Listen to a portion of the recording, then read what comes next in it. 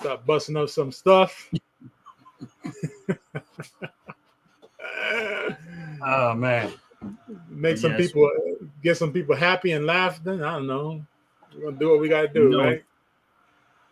Yeah, welcome to the show, everybody that comes in on the live or whatever. And we're gonna do what we do today. That's right. We're gonna do what we do today. First thing I want to say is Happy Father's Day. But likewise, the feeling is definitely mutual. It's been a long time since I actually can call myself a father, being with my situation, and it's been a long time. So it's just and for those that come on this live, if you happen to be a father, Happy Father's Day to you too. Out in the pit, eventually he'll get in, and it'll be Happy Father's Day to him too. It's amazing when I found out he actually is a father. That was very, very interesting. Yeah, I know. Then he gonna tell us he got a Debo. Yes, yes, that was funny. Yeah, man. We have in my home we have like a low key Father's Day joke. Okay. Because I always complain about Father's Day. I'm like, man, they be treating men dirty. Well, they do. Yeah. So every time on Father's Day, she goes into the stores or something where the cars and stuff be. It'd be like a little bit of section with Father's Day cars, and they'll snap a picture of it and send it to me. Humorously, like, it's all y'all get. I was like, yo, let me doing this dirty, man. I was like, because I'd be like, man, I was like Father's Day. I was like, you go to a restaurant on Father's Day, they be asking you where you want to sit, anywhere you want. Yeah, that's true. That's true. You go out on Mother's Day, you it's like a 3-hour wait. True that. I'll be in stitches, man. But you know what's funny though, as we talk about that, it's something interesting to me that I've always said when it's Father's Day, right? Right. It's like a slippery slope for me. You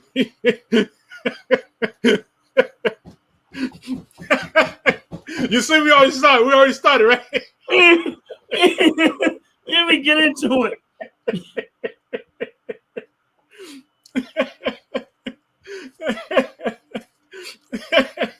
We already started. Here's the thing, right? What is truly a father? I mean, really, what is a father? Someone who provides, someone who protects. The old saying: a provider, a protector, a leader. Okay, we go with those things. What happens when it's a female that she happens, to be the lead of the house? Does that make her a father, or a single mother? Doesn't that also make her a father? I mean, it's a slippery slope. It is. It's a slippery slope. So why is it only the guy? You know what? Since we're on the subject, and we probably won't get in trouble, but here's the thing: I never considered them, in my opinion, I never considered them being a father. But I always just feel like you're taking on more than you want to, definitely, or probably should have to if there is an absence of the actual father. But there's always going to be, like Type the Bottom says, I kind of agree with that. Is that you're more of a single parent than a mother or a father. You know what I'm saying? Right. So it's like if you're doing a job by yourself, if you're literally doing a job by yourself, you're just functioning as a single parent. But I don't, I never tried to put one in the other space because it's just like I wouldn't, because if I was raising my kids by myself, I'm not going to say that I'm their mom because I'm never going to be their mom. I'm going to be the father, but I'm going to always be their parent and do the best job that I can do as a parent on the element that I am on my side. So right. I don't know. Just in my opinion, I never really changed. But unfortunately, you're going to be forced to take on more than you would want to. But You know what I'm saying? Like that's how I look at it. You're just gonna be forced to take on more than you would want to. But I also feel like you, in my opinion, you need both, man. Like you need that balance of male and female. You know what I'm saying? I hear you, Ron.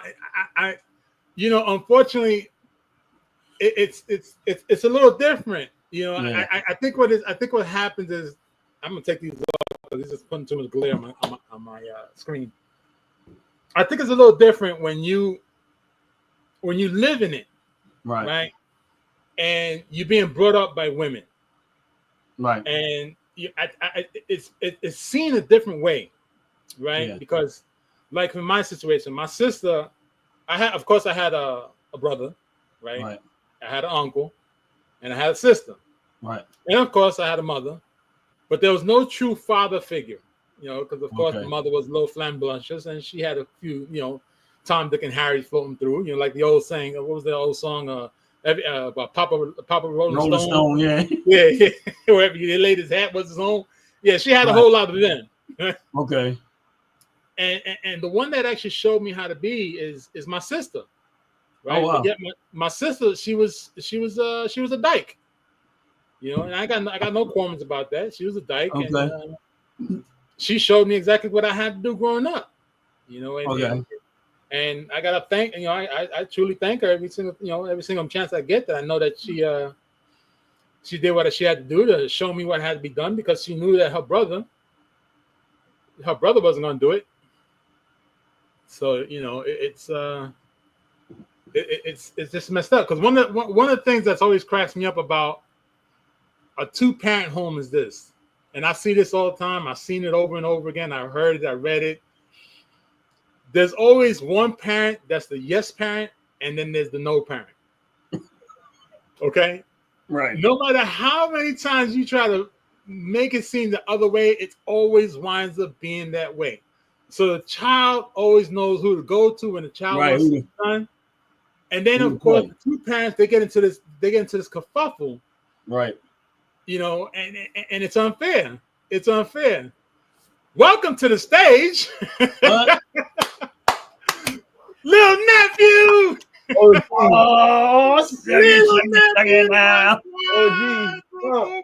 about to go down. Can y'all hear me? Y'all can hear me good? We can hear you. Turn your mic up just a little bit more if you can, but we can definitely hear you. Okay, hold on, I got you. Let me put it right here. Well, Ron, you gotta turn up your volume a little bit higher to hear. Well, if I turn it up too far, like I can hear him. I was just wanting a little bit more. That's all. All right, it's probably because he's either too far from his mic. I got you. Hold up. Are you pulling out that Timu mic? Nah, bro, ain't no Timu around here, bro. Hey, Queen Sackcloth ain't going for that, bro. Ain't no. I tell you that Queen Sackcloth ain't going for that, bro. hey, Queen Sackcloth got standards. OG, what's good with you? What's going on, brother? Happy Father's Day, man. Same to you. All praises to the Creator, man. All praises to the Creator, man. How you doing? We all right, man. We're above ground. That's all that matters, man. We're seeing another sunny day. We're seeing another beautiful day at the sun up. We're able to breathe. Well, I know I'm able to breathe. You know what? There ain't nothing more better like that. I feel that. I definitely feel that, man. For real, Jay, for real. Jay, well, now that you on there out the pit, all right. Back to your point about the parents that the kid learned to play the 2 parents, right? Oh, and we know. All right, just clear something up. We know that this doesn't apply to everybody. This is true. And every parent. We know that if you got parents that are well balanced, you're more likely gonna turn out all right. But let me tell you something. When Jay started talking about how you play the parents, bro, I was a master at it. Let me tell you, bro. When you said it, I grew up in a 2-parent household, and I saw the division between my 2 parents, and I began to capitalize on the division of my 2 parents, and meaning that my parents I love my parents to death. My father's no longer here. I have no beef with none of it, but I'm gonna tell you something, man. I played my parents to the utmost because I seen they argued all the time at each other. It wasn't until I got older that I realized that was their love language. Like they really loved each other, but they just argued all the time. And when I say listen, if I wanted something, my father fell for way more than my mother. Right. But if I wanted something from my father, I had to team up with him against my mother. Oh yeah. Oh. And that was a sure enough payout. Now my mom, on the other hand, she was like, I refuse to be blackmailed. My mom was like, I refuse to be blackmailed. I'm not going to be blackmailed by my own kid. But I knew how to play them. But when I got older, I started telling them the stories of how I was playing them against each other. And man, my parents was on the floor laughing so hard because they was like, he really was using us. Well, you lucky you didn't get to tell what that after they found out. I waited till I was about 30 years old. That way I knew they knew how to take it at that point. But I did it by the front door just in case I had to run. Man. Hey, it happens a lot though. It happens. I mean, I only had my grandma to worry about, and that was easy work, man. That was easy work. That was easy work, man. I was my mom's, who y'all saw in that video. I'm her oldest child. You feel me? Okay. So she had her situation going on back then, and then so I was raised by my grandma and my uncle. Okay. Man, grandma was easy work. Grandma was easy work for me. I was spoiled. Shoot, I woke up with cut up apples and cut sliced oranges and all type of stuff, man. Wow. That turned me into a savage. So I didn't want much playing. All I had to do was focus on her. I won't worry about nothing nobody else said, bro. They were like, man, you ain't gonna watch me, please. But now, when it came to punishment time, because we know you wasn't all nothing but a saint. Everybody was not a saint growing up. My punishment time, I really didn't get whooped like that. Don't get me. She'll chat me now. She tapped me a couple times, but it was really my uncle. You feel me? It was really my uncle who did that handiwork, bro. And and they got to the times where once I got older, bro, y'all went hands in, huh? Y'all went hands in. Yeah, I wasn't much. It was a quick fight. It was quick fights. He won't, usually he hit me and I hit the floor. You know what I'm saying? God bless you. Thanks for the happy Father's Day. Same to you. Happy Father's Day, Fabian. Appreciate that. Appreciate you stopping in. For everybody stopping in, everybody listening, please like, follow, and share our channels. That's the only way we all can grow together. Yes. Because as we grow together, we're just going to become something even stronger for people to enjoy our channels, because we're all going to jump in our channels to collab with each other. And you never know what kind of incitement is going to come in and what kind of enjoyment is going to come through. So I think it's easier that you guys, if everybody just like, follow, and subscribe to everybody's channel, we'll be all right. Beard Viking King, again, another one. Thank you for joining us. Appreciate you. Appreciate you stopping in. I know your time is very precious, and I appreciate everybody who's stopping in to share that time with us. And listen, be ready, because this is going to be on fire today. It has started once Ron and I just opened up the screen. It already has started. So I'm just going to ask y'all to just sit back and get your popcorn ready, because it's going to be fire up in here. Yeah, sure. Happy Father's Day. Thank you. Now, I'm going to tell you like this. Like I was saying before, my sister, she actually showed me how to be, right? And my sister, when my sister was alive, she passed away some time ago. My sister turned around and she said, listen, if you think for one moment you're going to do what you want, I'm going to bust you up. I looked at her and I thought I was a big badass, because when I was young, I was walking around with a whole lot of stuff, and I thought I was a badass weighing like 95 pounds sucking wet. She turned around, she went like this. She said, she did that Fred Sanford thing. I'm going to hit you with these 5 right here. I turned around, I said, you ain't going to do nothing. Boy, she hit me up on top of my shoulder right here. She said, oh, you think you're a badass? Boom! My whole shoulder went down. My neck went down.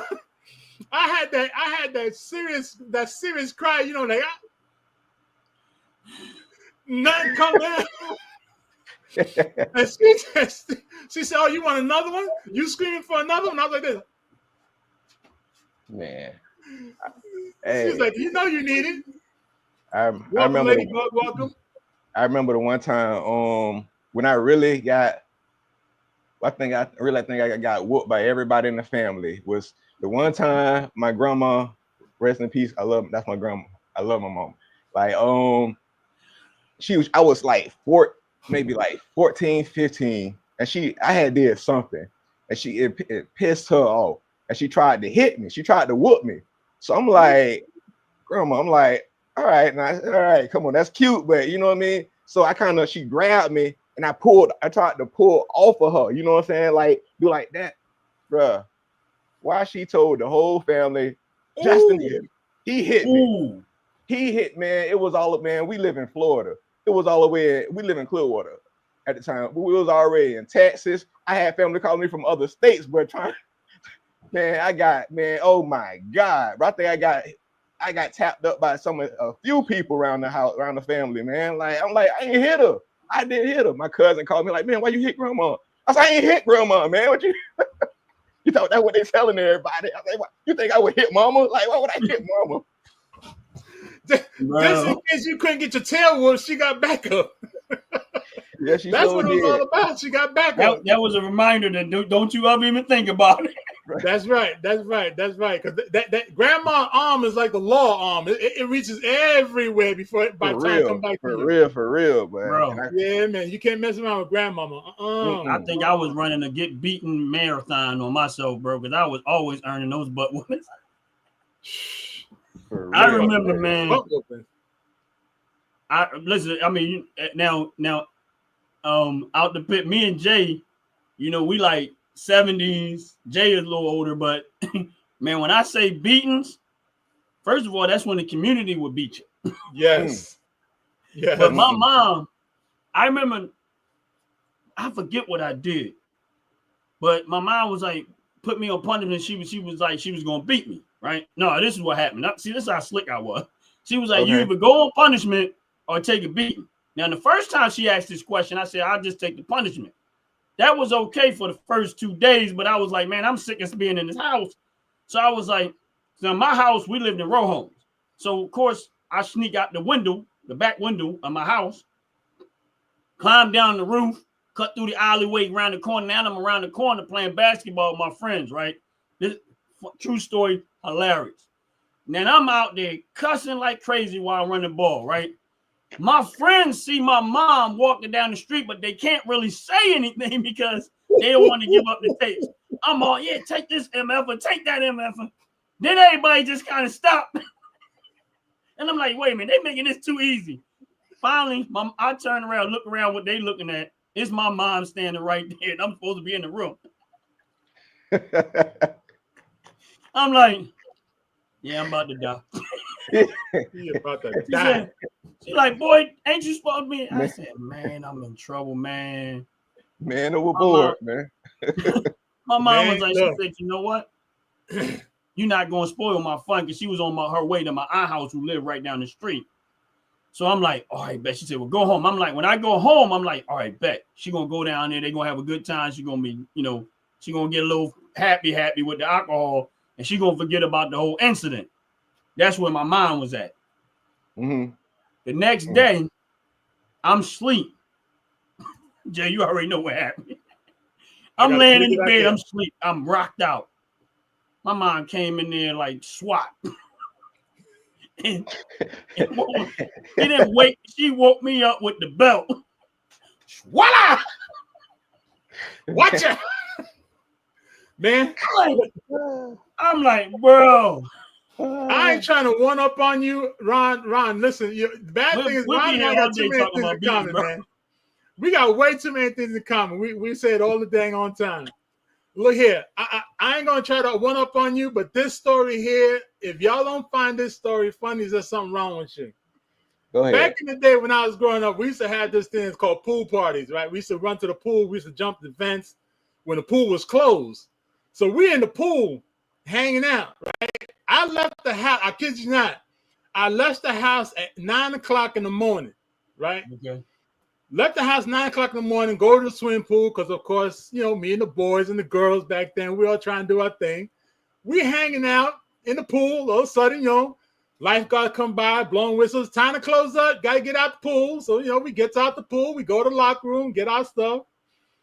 Right? And then you stand on the other side of the gate. Sun go down.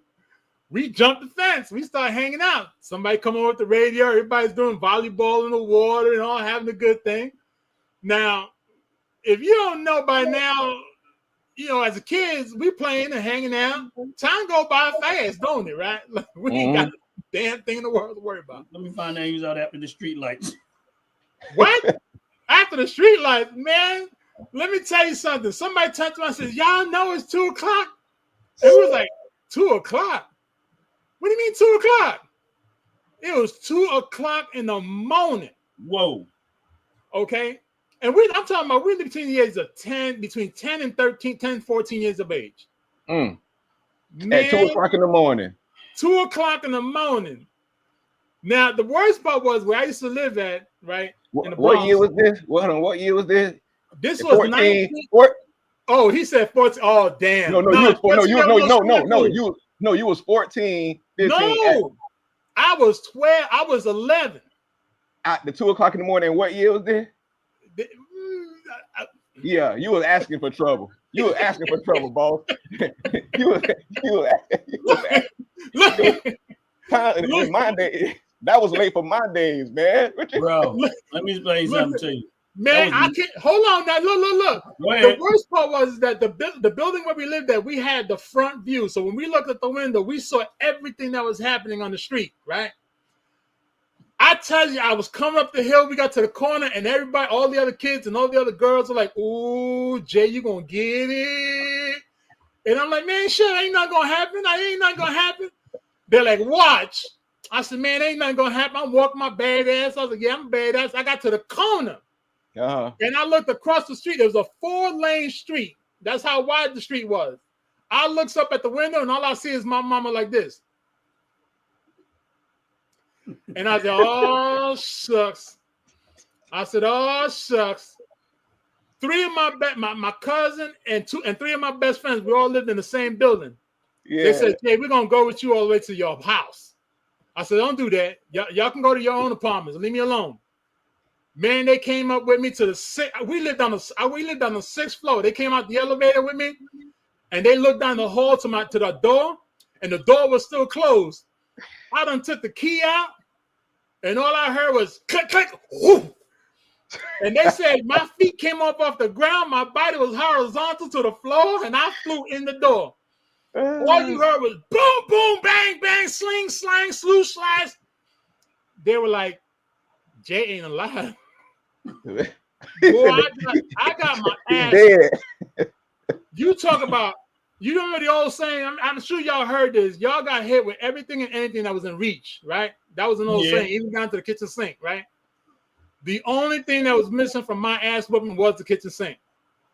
Dog chain, baseball bat, broomstick, mop stick broken, garbage bag thrown on me, pots, pans, forks, knives, chairs.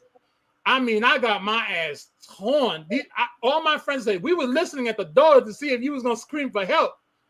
I said, "Help, y'all should have came in. I couldn't do nothing. I couldn't scream. I was in so much pain." And to make matters worse, he's not exaggerating. I believe it. Bro. She said, "You punished for a week." I said, "All right." I said, "I'm punished for a week. We're going to see this. I'll still be in a badass." She said, "Go take a shower." I walked my skinny little ass, 95 pounds into the shower. All of a sudden, I heard like in The Shining. Shut up. I said, "What the? Walk. I was like, "What the? You know, you get that cry." Oh, man. And you were fresh in the shower, like too. A slave. How many times you gonna fall for go take that shower? Man, ain't nothing more tender than wet skin. Yes.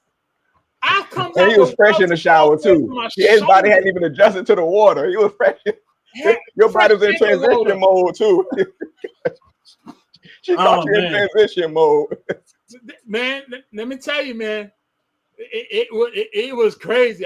Like I said, I didn't want to get one on you, but my shit was crazy. And and I was like, yo, I ain't never doing that shit again. Hey, I was spoiled. Hell yeah, you was spoiled. You getting your fruit sliced. Hold up. Hold the phone. Hold the phone. What the? Did I see? Hold up. Did I see what I think I saw? Is he actually? What the? Is that a dog cage with a G-check? What in this? They bunnies. Our bunnies back there. We got bunnies. Raising food? We got two. We got chickens. That's a chicken coop. I'm teaching them to roll over and all that. Yeah, hey, jump, boy. Good God. Talking about living off the grid and getting ready. Got the chicken coop in the house. Holy smokes. I ain't mad at you. I ain't mad at you. We got I was about to say, let me see the pup, but I don't want to see no rabbits. Nah, they cute. They quiet. They funny though. They real funny. We got two bunnies, Coco and Roo. Why can't one of them be called Bugs? What you got against Bugs Bunny? That's racist, bro. That's racist, bro. Like, oh, so not every bunny named Bugs now? Yeah. That's right. Just like every Latino named Jose. What's up, dog?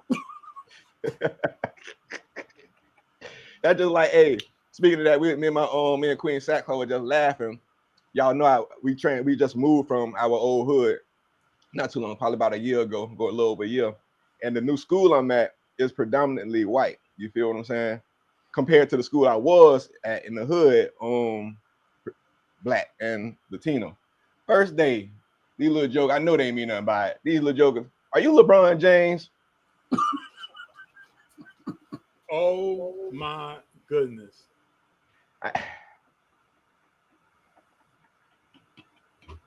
I was ready to get on the phone. I guess, baby, I don't know if this is gonna work out right here, man. Are you LeBron James? I just looked at him. I say, man, yep. I just say, yep. What you got? You got something you want me to sign? Let me get that $20 bill in your pocket, and I'll sign your book bag. For real. But yeah. I know they didn't mean nothing, but I'm like, what part of being LeBron James, kids, right? Kids, man, you gotta love them. That sound like the movie Remember the Titans. You came in on the bus and everybody kept looking at you like you're a star. Hey, I think I might be the first one there in the history of the school, brother. You said what? That actually worked there. They actually worked there, I believe. Oh my God! Oh! I mean, I could be wrong, but I was just telling. I could be wrong. Just telling Queen all the. You know how everybody have the pictures of throughout the years of the staff and the faculty. I ain't seen one freckle on that thing, bro. Ooh wee! Now it is a lunch lady in there. You feel me? It is a lunch lady on there. Hold on. Did you ever see the program called Abbott School? I think you need to look at that program called Abbott School. What is it called? Abbott School. That's the what's it? Everybody Hates Chris. That character Chris. Yeah. He's an adult in the school, and they all look at him like he's crazy. Yeah, thank you everybody for the happy Father's Day, y'all. We see y'all in the chat. That's a good show right there. Not bad. Tracy. Thank you, everybody, for joining us. We appreciate you stopping in. We know that your time is very precious. Yes. And we appreciate you stopping in. And I know I do. I appreciate y'all stopping in, taking the time out your day to listen to us and sit back and have some fun. Yeah. Yes, man. Oh. Hey, what's up? Bam Bam said he got some smoke for you today. Later on. Look here now. Let him bring that smoke. Hey. It better not be in no Timu jar either. That no mean it's his. It ain't his. He a Timu. Like, you look up the term. You look up the term. You look up the term "sharp like a gazillionaire." You see him like this. Yes, indeed. I seen how he be looking. I seen him. I seen him. I seen him. Yes, he could bring all the smoke he want. Matter of fact, I went. Listen, look. I even did a video. Remember the last time you was actually live and Bama was there, right? I turned around and I said, listen, we're gonna have a barbecue bake-off. You know, we're gonna have a barbecue challenge online, right? He said, yeah, it's a good idea. I ain't hear a pee-boo from him yet. And I done barbecued already 16 times. I even videotaped some chicken on the grill just in case he thought it was actually not happening. So this way when he says, yeah, we're gonna do it, I'm gonna do a videotape. And I'm saying, yes, it's live. Man, I was hoping he got his YouTube started, man. He ain't get that done yet. Oh, see, man, that's that Timu in there. That's what it is. He got that Timu. He got that Timu device. Tell him, yeah, he gonna have 5G. Is five nothing. Hey, we say still running off nights and weekends, huh? Nights and weekends. That's right. Nights and weekends. Yeah, he still got that joint. Yeah. And that HOA's got him strung up too. You know, that HOA got a lock on his eye. Oh man! Yeah, we don't seen that smoke coming out the green room. We don't know what it was. We didn't hear no fire alarms, but we saw that smoke. And we said, "Hey, they still looking for the grill. They're still looking for the perk." Oh wow! I mean, for me, it was a fun. You know why it was so fun to me? Look here. I remember when I was a kid growing up, I used to do the same thing. I used to put the grill up on the fire escape. I didn't, you live in the hood. You don't know what it's like to barbecue outside. Yeah. So I turned around and I said, yo, I'm going to put mine on the grill. I'm 15 years old. I'm out there trying to do something. I thought I was doing big things. Man, look, I thought it was a thing until I got older and realized you're supposed to do that outside. Hey, the funny thing, I actually saw somebody do that before. Had a whole, it was cold. He wasn't really right. This was before Queen Sackcloth. I try to be Queen. I try to be. Is this cat, man? He was going through some things. He was on drugs, but he wasn't going through shit. He was on drugs, flat out. And this Joker had a whole grill with charcoal grill inside the motel cooking. What in the same here? In the hotel. Motel. In the hotel, they can allow no stuff like that. Hotel. It's hotel. But yeah, inside the motel, man. Inside the motel, bro. In there like it's nothing with food on the grill. With food on the grill. From that day, his dad called him Dan. You know what Dan stands for? No, I gotta tell me. Dumbass. Oh, okay. He's a nigga that don't know any better. His dad called him Dan from that day on. Wow. That's crazy. Yep. A straight nigga. Oh my gosh. With a grill and a charcoal inside the room, smoking up the room, talking about, yeah, we just getting high, man. We just getting high. Yep, about to kill yourself. Wonder why you rapidly getting sleepy.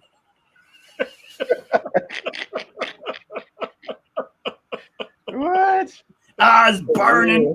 At no point you think you should stop what you're doing. Right? Oh, that's because they had the bathtub. They had bathtubs like 5 feet away so they could get wet real quick. Throw some water in the eyes. Like, okay, it's all good. We all good. Let's just keep smoking. Man, listen here now. Back in the day, so many people done so many things wrong. It's disgusting. Yeah. Disgusting. That's the reason why we have all these safety precautions. Safety precautions? Hell no. We ain't got no. We got suggestive things going on now. How in the world? Wow. At what point did you thought that was okay? Man, look here now.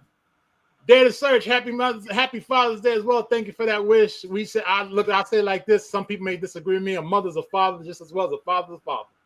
Because at the end of the day, the woman is actually doing 24 hours, 7 days a week more than the father does. So I'm gonna say happy Father's Day to mother too. I'm gonna say you cleared that up real fast, huh? Yeah. I said we can't go there now.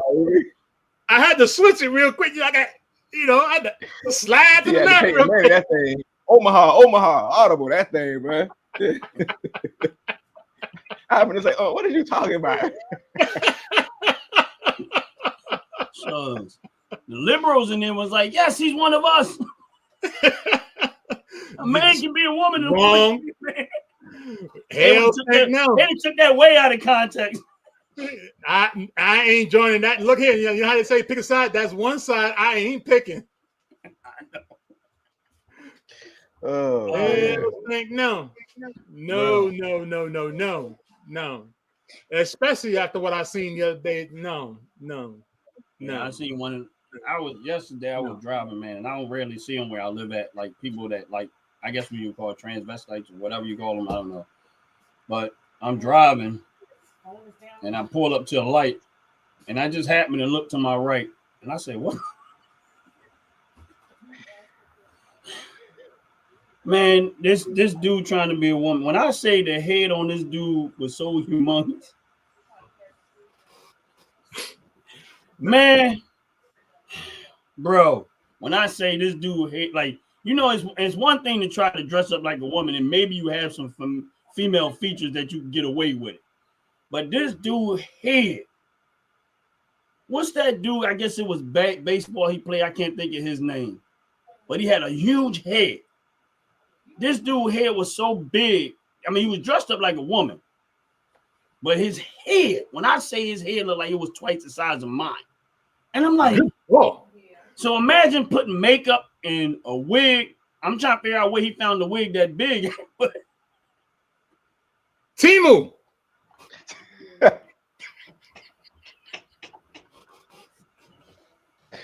The only way you get a wig that big is you had to combine about 3 or 4 together and sew them together. There's no way there's a wig out there that big. Well, why do you think he was so popular? He paid $3 a wig, $4 in shipping, and got that big old mop on top of his head talking about he looks sexy and fly. That boy had a head like Shaq, man. Yes, indeed. Yes, indeed. Yes, indeed. Yeah, Shaq beat, man. I'm telling you. He had Shaq beat. When I say it was unbelievable how big this dude here, I'm like, bro, you can't fool nobody. Look here. You brought it up, so I'm gonna piggyback off this thing here now. Can somebody explain to me this? I don't understand this. And we got a few people inside the chat box and everything. So I'm gonna ask all of you in the chat box. Please answer this question. Why is it that Caucasian people, aka white people, gotta be involved in every single thing that don't apply to them any given way? Good question. I recently saw a whole bunch of homosexual dudes. I'm gonna call like I say, they faggots. Okay, I'm gonna say it like that. Okay, straight up on what is that? In Coral Springs, Florida.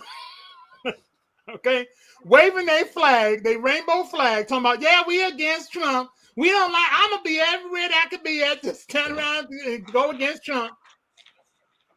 Look here now. I'm still trying to figure it out. Like, why? Why you got to show your drawers with your extra balls and talking about we wanted to go against Trump? Why are you talking about no King's Day? Shouldn't you be happy as a king? There's a king out there that wants to play with your balls. I'm just trying to figure it out. We are not going to just bypass the yeah they faggot part. Thank you. I thought it was just me, dog. I felt like I didn't want to hold up the show or your story, but you he went back to the 90s. He bought a 90s word back. That word been banned for years. You can't say it. Who said I can't say it? It's freedom of speech. See, that's why OG that's the same type of stuff that had OG lied the one shut the hell down the other day. You feel? Now, if I can't shut my StreamYard down, I'm talking to you. Look here. You can send the FAA, the ICE, the DEI, Any 3-letter word, you come to me, and I'm like, I'm freedom of speech. Look, if you can let people ride and kill police officers and not get in trouble, I'm gonna do the same thing. Look, if it come down to you, I'm gonna have to report you on YouTube to let them know I ain't said faggot. You know. Go ahead. I look here, and the same way they letting all these people kill police officers, destroy property, and do it run amok. I'm gonna call the same thing. It's freedom of speech. Plain simple. Oh man, I got tears running out my eyes. I'm laughing. Me too, man. Look here. I'm gonna say it again. I'm gonna say it again. I said I'm gonna make some fire. I said it's gonna be fire. Oh my goodness. Oh man. I'm sorry. I missed the last part of that story. I ain't gonna hold you. I ain't gonna lie. I was stuck on the 80s F word, bro. Like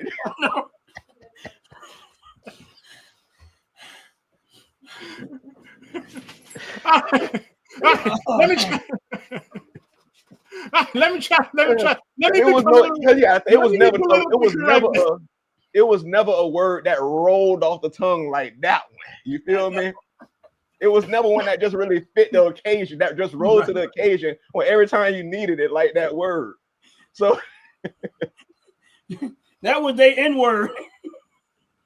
All right. So that's a trigger word right there. All right, so I say leprechaun because the leprechaun is the only one that deals with the rainbow. Come on now. That was a bunch word. He said, Lucky Charms, is that better? Lucky Charms without the marshmallows? And my thing is this: when you would call them, when they get mad, like they not. Like, wait a minute, wait. Come on now, what you get mad for? Like, you done put on some high heels. You done put on a tight skirt. You done padded a bra up and you ain't got no boobs. And now you mad because I called you faggot. And you see what I'm saying? You done put on the whole time. Look here, they was on video just the other day talking about they going against Trump on no case that he had pom shorts on in a wheelchair. Oh my! He in a wheelchair with pom shorts on. What in the Sam hell's going on? You gonna tell me something ain't freedom of speech? Let me get my tissue. I don't like anything that Trump do on the King Day. I'm gonna make sure I go back against Trump anytime I see it. That's messed up, bro, because I ain't got no tissue or nothing to wipe. I'm gonna have to wipe my tissue. Damn, it's a 12:52, man. We finna get in trouble, bro. I ain't gonna have no live stream tonight. They finna shut all our shit now. There goes partnership. Look here now. There's a thin line. There's a thin line between love and hate. I ain't hating nobody. I'm just enjoying the fun. I'm speaking what I see. I could only speak what I see. Oh, here we go. Oh, man. And first off, it's FAGGOT. That might be the reason why. Nobody. I thought it was FAGGOT. I have no idea. I can't even tell you. All right, look. You got to honestly, that's the word. Who cares who spell it? How you spell it? So when I get called a Hispanic, am I supposed to get upset? Huh? Am I supposed? If I get called a Hispanic, right? If I get called a Hispanic, am I supposed to get upset? Am I supposed to rant and rave because you call me a Hispanic? I don't know. I'm American, boss. I'm American. I'm just saying. No. So what is the racial slur for Hispanics? Hispanic. Hey, Auntie, look, hold on, Auntie Data Search. If Bam Bam come in here, it's not gonna get no better. I know. Cause he gonna say I keep Bam Bam on the leash. You feel me? Because he don't understand how he don't understand how YouTube works. So he'll get on here and go to, we say fracking. And that's a joke, that's an inside joke that comes from what came with the politics thing. Well, you know what fracking is, like the drilling for oil. So the joke is we say we use fracking as a person, place, a thing. You feel what I'm saying? Okay. So yeah, and we was kind of clowning our one of our family members because around the politics time that he don't know what the hell really be going on. So he was like, he used the inside joke that he used the word fracking in the wrong spot. He like, yeah, them mother frackers are over there, you know what I'm saying? And so that's the inside joke, fracking. But yeah, Bam Bam ain't gonna make this no better. I mean, when I grew up, so let me ask you this question. So wait, if I say mother flubber, would that what be word? Right? What word means cigarette in some language? Tracy, what word means cigarette in some language? I know you ain't talking about faggot. You'd be surprised. Hey, let me bum a faggot off. Yeah, see? You got extra faggot on you? See? And I mean, honestly, I gotta agree really with her. Look at it, it makes sense. I gotta agree with her. Because look here now. What do they actually do? If you think about it. Look here. Y'all, I know y'all heard this word before. None of y'all that are watching, none of y'all that are listening, and you two fellas cannot ever tell me you never heard the word bicho. Yeah. Now, what is it? Bicho. Nah, I've never heard that. Yeah. Bicho. Peacho. Yeah. In certain Latin communities, that's a drink. It's a shot of a drink in Colombia. But if you go to Puerto Rico or you go to Dominican Republic, somebody gonna get their ass whooped. So I'm just saying. Man. Look here. We gotta understand something. In this time and age, the first thing we gotta understand is if society allows someone to destroy someone else's property free will and not have any type of repercussion behind it, right? Don't pick on someone who says something out, just says one word. It don't make sense.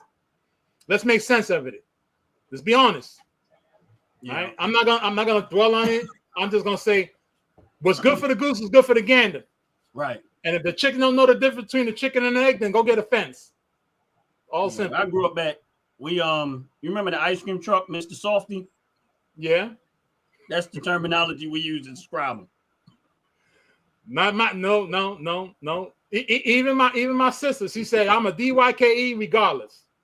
No, I'm talking about when we start talking about like the faggot terminology, we use Mr. Softy. Then he said it again. See what I'm saying? He done said it again. Oh, now we're gonna blame Jay, right? You gonna blame Jay? All right, blame Jay. That's all right. You gonna blame Jay. You pop that thing off. I know. Look here now. Look here now. If I gotta pop it off, and I'm gonna keep running with it, that's what I'm gonna run that you have with the flag. I'm just saying. Why not? Oh, Why not? Yeah. And you see, you know what the worst part is? Here's the worst part. Ain't nobody in the chat room explain that one to me yet. Lay that for him again. Ain't nobody explained it to me yet. Yeah. My thing is this, man. There's got to be a reason why everybody quiet. You can be what is your life. You want to be that? You go ahead and be that. All right, I'm gonna try it one more time. Why is it that Caucasian, aka white people, need to be involved in things that does not affect them and or are part or skin in the game? For example, I just saw a video of a whole slew, I'm gonna say a whole flock of white people in Coral Gables, Florida, talking about No King's Day.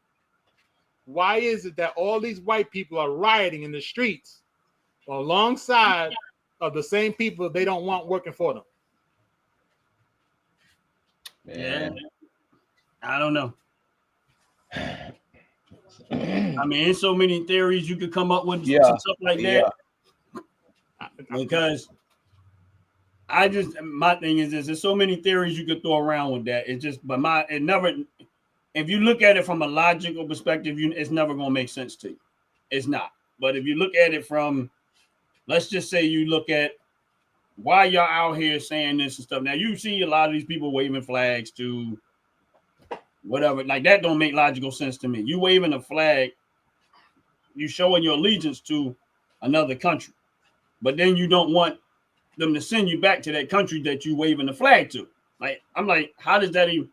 If you mad because you don't want to go back to that country, but then you waving the flag to the very country you don't want to go back to. Mm-hmm. So if I tried to, you can't put logic in there. It don't even make sense. I learned everybody logic ain't the same, man. Right, yeah. So if you're looking at like why these white people out there, you know what I mean, who the same people don't want them working for you. Honestly, I'm gonna be honest with you. When you really start to watch them talk to some of these people out there protesting or whatever it is that they're doing, they have no idea what they out there for. And it's funny. I'm watching them pulling people. I watch a video. Kid you not. They are pulling senior citizens out of a senior citizen home to go protest. Everybody that came out of that door looked like they was either 75, probably got dementia, everything. They got all this no king signs on. They in wheelchairs, walking with crutches. And I'm sitting there like, this has to be some type of elderly abuse going on at this point. Hey man, they got shit. You mean to tell me you can't find enough people that you are at a senior citizen home?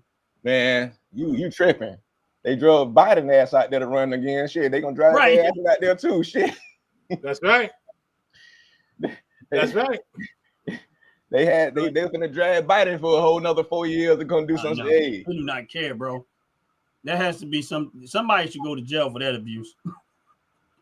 Nah, but I get it. I get what you're saying. Real talk though. Like a lot of that shit don't make no sense to me. Well, like you said, we're unable to make logic out of the nonsense because at the end of the day, it's for someone else's gain. Because we got to remember something, and we really got to remember something. Yeah, Ladybug, hippie, she kind of making a good point. And shout out, that's my sister in the chat. Yeah, that fear thing can dictate people's behavior a whole lot. If you're gonna convince them to be afraid of something enough, it's like and in some cases a natural reaction. If you're walking down the street and you see something that looks off, you're probably gonna go a different direction just by I fear something gonna happen. And this is when you look at all of the talking points that they keep throwing out there. They keep using a way of fearing people and scaring people and scaring people and scaring people to try to get them to believe something that isn't. And they doing it. But usually when you do that, it's because you really have no substance to work with. So you go into scare tactics because you're not bringing anything of substance. You just go into the scare tactics. That's just how I see it, kind of. And I want to address Auntie Data Search said, she said I have a problem with the flags waving from another country as well. I just don't know if I feel how I do. Straight up, that's a good comment actually. I just don't get it. I just don't get it. Like I would like when they're on displaying that shit. Like what message are you trying to put out? You feel what I'm saying? Like let me know the logic in it. So I'm like, okay, I just don't understand it. Yeah, I know. And that's why I say if you tried to add logic to unlogical people, it doesn't make sense. If I'm like this is the conversation I had earlier. I said if I'm in this country, let's say I don't want to leave this country and I want to stay here, right? Wouldn't you go grab an American flag and be waving it like this, say, I love America, I love this country, I don't want to leave. I don't want to leave. Mm-hmm. I love America, I don't want to leave. I know what I did was wrong. I know I didn't do it the right way, but I really want to stay. So please give me a chance to stay. Let me show you that I really want to be here. That will be my reaction. I think that would be the more sensible reaction when you're dealing with the king of pardons right here, who's known for pardoning the criminals. Like, let's be real. Trump is known for getting pardons to some people. I feel like he shouldn't get pardons too. Some of these jokes need to stay locked up. You feel me? But if you change your approach rather than going out there, and you get what I'm saying, like we are saying this man just released how many cats from jail, you feel me, and all this and that. Like, so maybe if you change your approach a little bit, you know, not be so. But as far as the white folk, I'm not gonna lie, I'm sitting back watching because it's only a matter of time for they start knocking their asses out too out there. Like if they get too crazy, right? You feel me? And I think that's some of the I'm not saying I hope they do, but I'm just curious to see how it's gonna play out, because if it was like, let's be real, some of the black protests, they would be tearing their asses up. You feel me? Granted, you know, it goes different, but I think they're holding off on. They want, you know, with the white folk being out there, it's gonna be like, all right, we want to knock their ass. You know what I mean? All right, you know what I mean? What we do, and it's gonna, because we actually rode past the protest yesterday also, and the funny thing is, they had like, it was where they were. It was the street was like a major street, like it was US street. You know what I mean? On highway, and they had like, it was under construction, and then the side street we was on that crosses that highway, it was a gas station, correct? And then they actually had like a bunch of pallets out there with all type of shit. I'm like, man, come on. Like there's remodel, like the store in, like it was being remodeled. They had, I saw a refrigerator out there, like it was a mini fridge. It was all type of stuff that like it could. I'm like, if they knew this stuff was ahead of time was gonna be here. This was planned. This ain't like how LA just popped off. They knew, they was talking about this thing yesterday, coming building up. Why would you leave this type of shit, this type of stuff out here? But you know, there's a reason for that. There's a reason for that. It's to cause civil unrest. Yep. Right.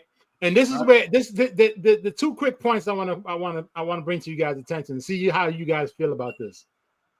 Point number one: the people who are out there waving the flags of other countries, the majority are between the ages of 18 and 35. Okay, that's first and foremost. The second part is this: how is it possible that we know, rather I know, Ron knows about it because I think Ron saw it, and anybody else that actually puts 2 cents together can figure this out if they actually did the research. How is it possible that a state can fund and find a company that calls themselves Rapid Response?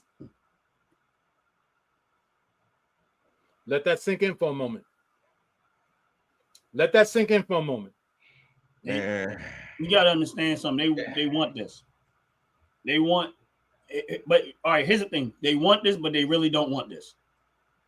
See, what they're betting on, and this is where the slippery slope, you have to be very careful. And Out the Pit was actually pointing to this, but he wasn't really saying it like overly saying it. Sometimes you think you want smoke, but you don't really know the smoke that might come when it comes. Mm-hmm. And when he said that these people, there are another side to this. They're sitting back. Listen, they voted for Trump because they know these type of people exist, and they was hoping that he can put a stop to it before they actually decide, all right, we ain't. This is no longer your fight no more. Y'all don't. We trying to tell y'all low key, we not going to tolerate this. You get what I'm saying? And this is where they keep trying to provoke this. But listen, these are the people that's talking about, y'all got rocks. And this is like when we were talking on live the other day, and I had my live and I was saying, be ready. Y'all coming out there with bricks and rocks, right? And people are giving you $200 and $150 to go out there and put your life on the line with bricks and rocks. And remember what I said before about how in Magneto, he would say the pawns go first? Right. So they're using them as pawns and putting them out there and putting them in harm's way. But they're not telling you that there's a big, massive amount of people that have been waiting for moments like this. They're looking for a reason to just start to say, you know what? It's time to pack it up. And we out there, we're going to go put in this work and we're going to put an end to this. Yep. And meanwhile, you're going to try to fight that battle with bricks and rocks. It's the art of war. Right. You out here with bricks and rocks. Now, the people that's giving you the money, they not out here. You put the dumbest, the the dumbest, the uneducated, the emotional on the front lines, you send them out first. Yeah. Now, the people that's funding us, they're not out there. No. They got security if it even come their way. No. They're using y'all to go out there and make a fool of yourself to provoke the other side of this. And then while you're out there, because I'm going to tell you, it's only but so much these people are going to take before it's just say, we don't care. We got to do what we got to do.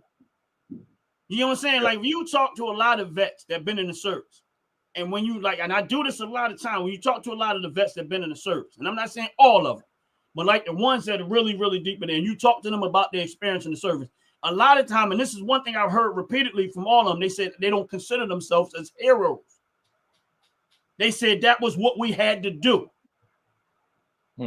They take the hero part out of it. They said that's what people consider. They said we had to do what we had to do to make sure home was good.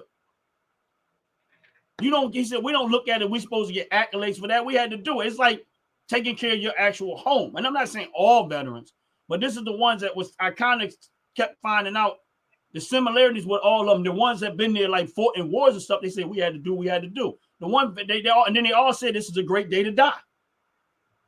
This is a great day to die. And I'm like, and they said, listen, man, when you out here and you dealing with this like this, he said, if you get to see tomorrow, you're thankful. He said, but today you expecting to die. You're not worrying about what happened tomorrow. And if you come out of this alive, you thankful to God, whatever you believe in or however you feel about it. I said, but what they don't realize is that there's another side of this people that love this country enough that they will go fight for a dime, even if it means inside is the problem. But the rich ones and the wealthy ones are not putting themselves out on a lifeline like that. They doing it. They getting everybody else out there to do it. And that's what they want. They want to keep provoking, but they're not going to die in this. It's just like the wars that go on over in other seas. When people start talking about that, someone else, these politicians are sending your children and our children out to war. They're not the ones being faced down with the bullets and the ammunition and the guns. They're making decisions when someone else is fighting their fight. They don't care who dies in that. They act like they care, but they really don't. They'll virtually sing, oh, we're doing this for that. The only way you're going to know if somebody cares if they're doing everything they can do to prevent it. Not, oh, we're going to go do this, we're going to fight this, we're going to do that. No. As you supposed, the first thing you do as a leader is you try to do everything you can do to prevent sending our people to that situation. And if you have exhausted all measures, then okay, we don't have no other choice. But it's easy to say that when you're not the one in that fight. And these people out here protesting, they're giving them rocks and stones to provoke something to happen. What's going to end up happening is somebody's going to take it too far and somebody's going to get shot and killed out of this. And then they're going to say, look how they are. But in reality, y'all the ones that provoked it. Because why would you give them money to go out there and put themselves in harm's way? Because you know they broke. A lot of these people need that money and they're willing to take the chance to do it. But it's sad to me. That's what I'm saying. But to each his own. I feel you, bro. Like I do. I really do. But I got to throw this one out the pit because he's definitely somewhere that's going to be interesting with my statement right now. If I remember correctly, Out the Pit is in Florida. Is that right? Uh-oh. Correct. Okay. So didn't the governor DeSantis and almost every sheriff from Broward County, Miami-Dade, Coral Gables, I think that's Beacon, I think. Didn't they go on live national news TV and said if anyone harms any sheriff by throwing a brick, a Molotov cocktail, stopping somebody in the road from traveling, didn't they all say that we will kill you? Have the right to take their asses out? We will kill you. Yeah. So why would someone allow a bunch of bricks to be up on the side of the street knowing what's going on in that state? Isn't that a clear indication that they want somebody to kill those people? Somebody. If you do it like if the sheriff and the governor say we will kill, I'm gonna quote the sheriff. We will kill you dead. Yeah, that's what he said. That's what he said. We will kill you dead and have your family come and collect your remains. Why out the pit? Why are you driving down the road seeing a bunch of bricks on the side of the road? Because that's enticing somebody to get a bullet. Yeah. That's what it is. Yeah, it's they want, like say, somebody to get a bullet. Whoever side want this to happen. Yeah, that's what bottom line. Somebody want that type of shit to happen. Exactly. And yet they don't understand. And we've seen this before. This is not a new play. It's the same play. It's not a new play. You're right. Yet, did you not notice, or do you not notice how, in fact, that is cleaning up a certain area of certain people? If you shoot somebody dead, they ain't coming back. Mm-hmm. There's no money going to that person. That's one less person that the taxpayers have to be concerned about. Politics is a dirty game, man. It is a very dirty game. Politics is a dirty game, man. It's a very dirty game. It's a dirty game, man. This is where it comes into play, okay? And I want to go back to, if y'all don't mind, this question right here.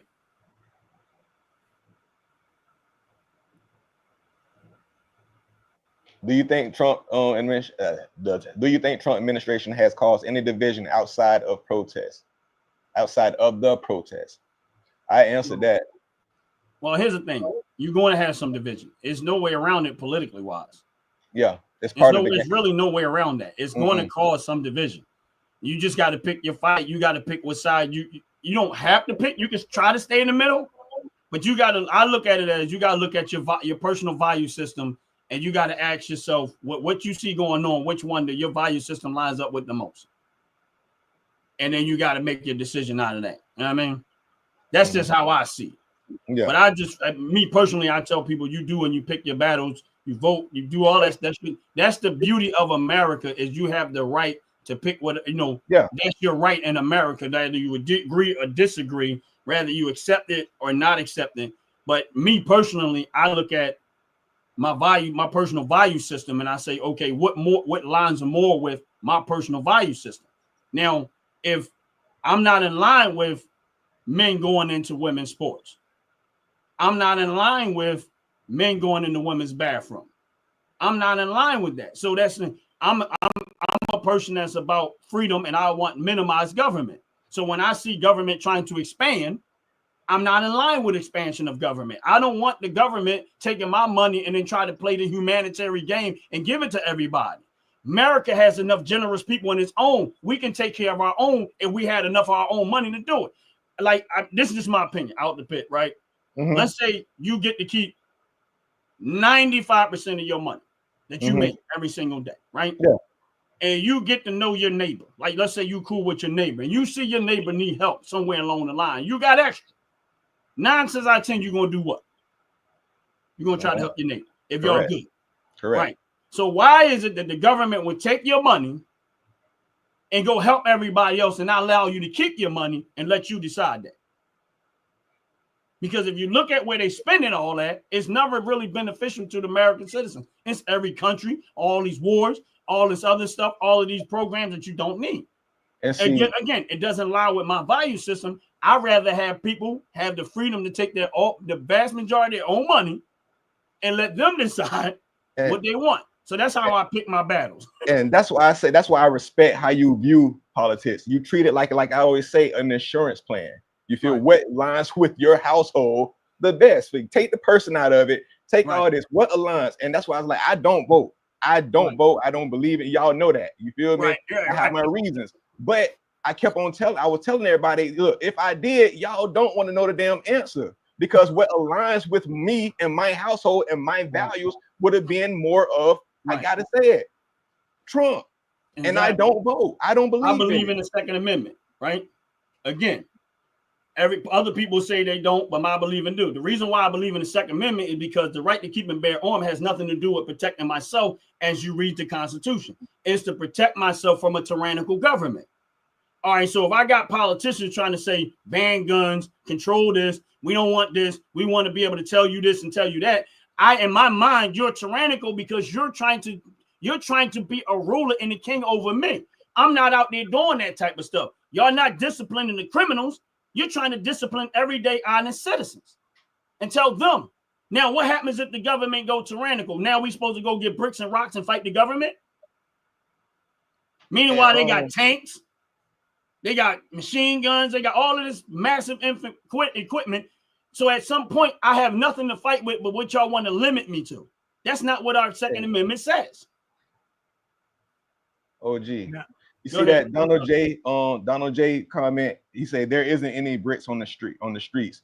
Donald J, I'm telling you, dog, look, bruh, like I don't know what goddamn fucking.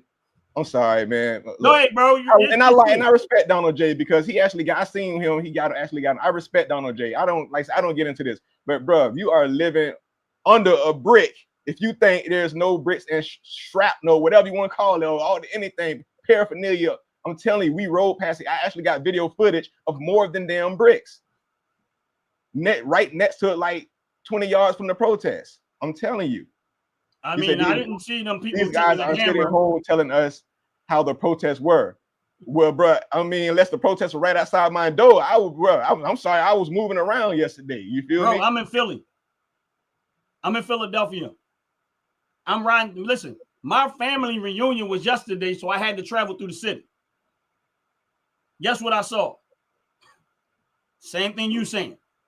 Now I didn't see bricks. The bigger part was down at the art museum. If you go online, you're gonna see the bigger part was down at the art museum. But I see it in little spots like that, whatever case may be. But again, even before that, what did you see them down there with the sludge hammers doing to the bricks and stones in the sidewalk? Say it again. Down there in California, they taking a sludge hammer, breaking up the bricks in the sidewalk and throwing them. Yeah. So he has no idea what he's talking about. This cat here. So you speaking for what state is this man in? What state is he finna speak for all states, huh? Yeah. Look here. He finna speak for all states. I just watched. Look, I love Donald. I know, Jay. I know. All I gotta say is like this. Donald has some good intentions, and I'm just gonna keep it at that, okay? Because at the end of the day, when you want to be blind to a situation, it is because you are part of the situation. That's how I'm gonna put it. Because we do have a guest in our chat that is part of the Democratic Party, so I'm not gonna turn around and be disrespectful to anybody. Hold on. I said more than bricks, bro. Now he being like Jay and bringing receipts. Hold on. Hold on, let me turn it. Shout out to Queen. How you play this damn thing? Oh. Put the phone up right.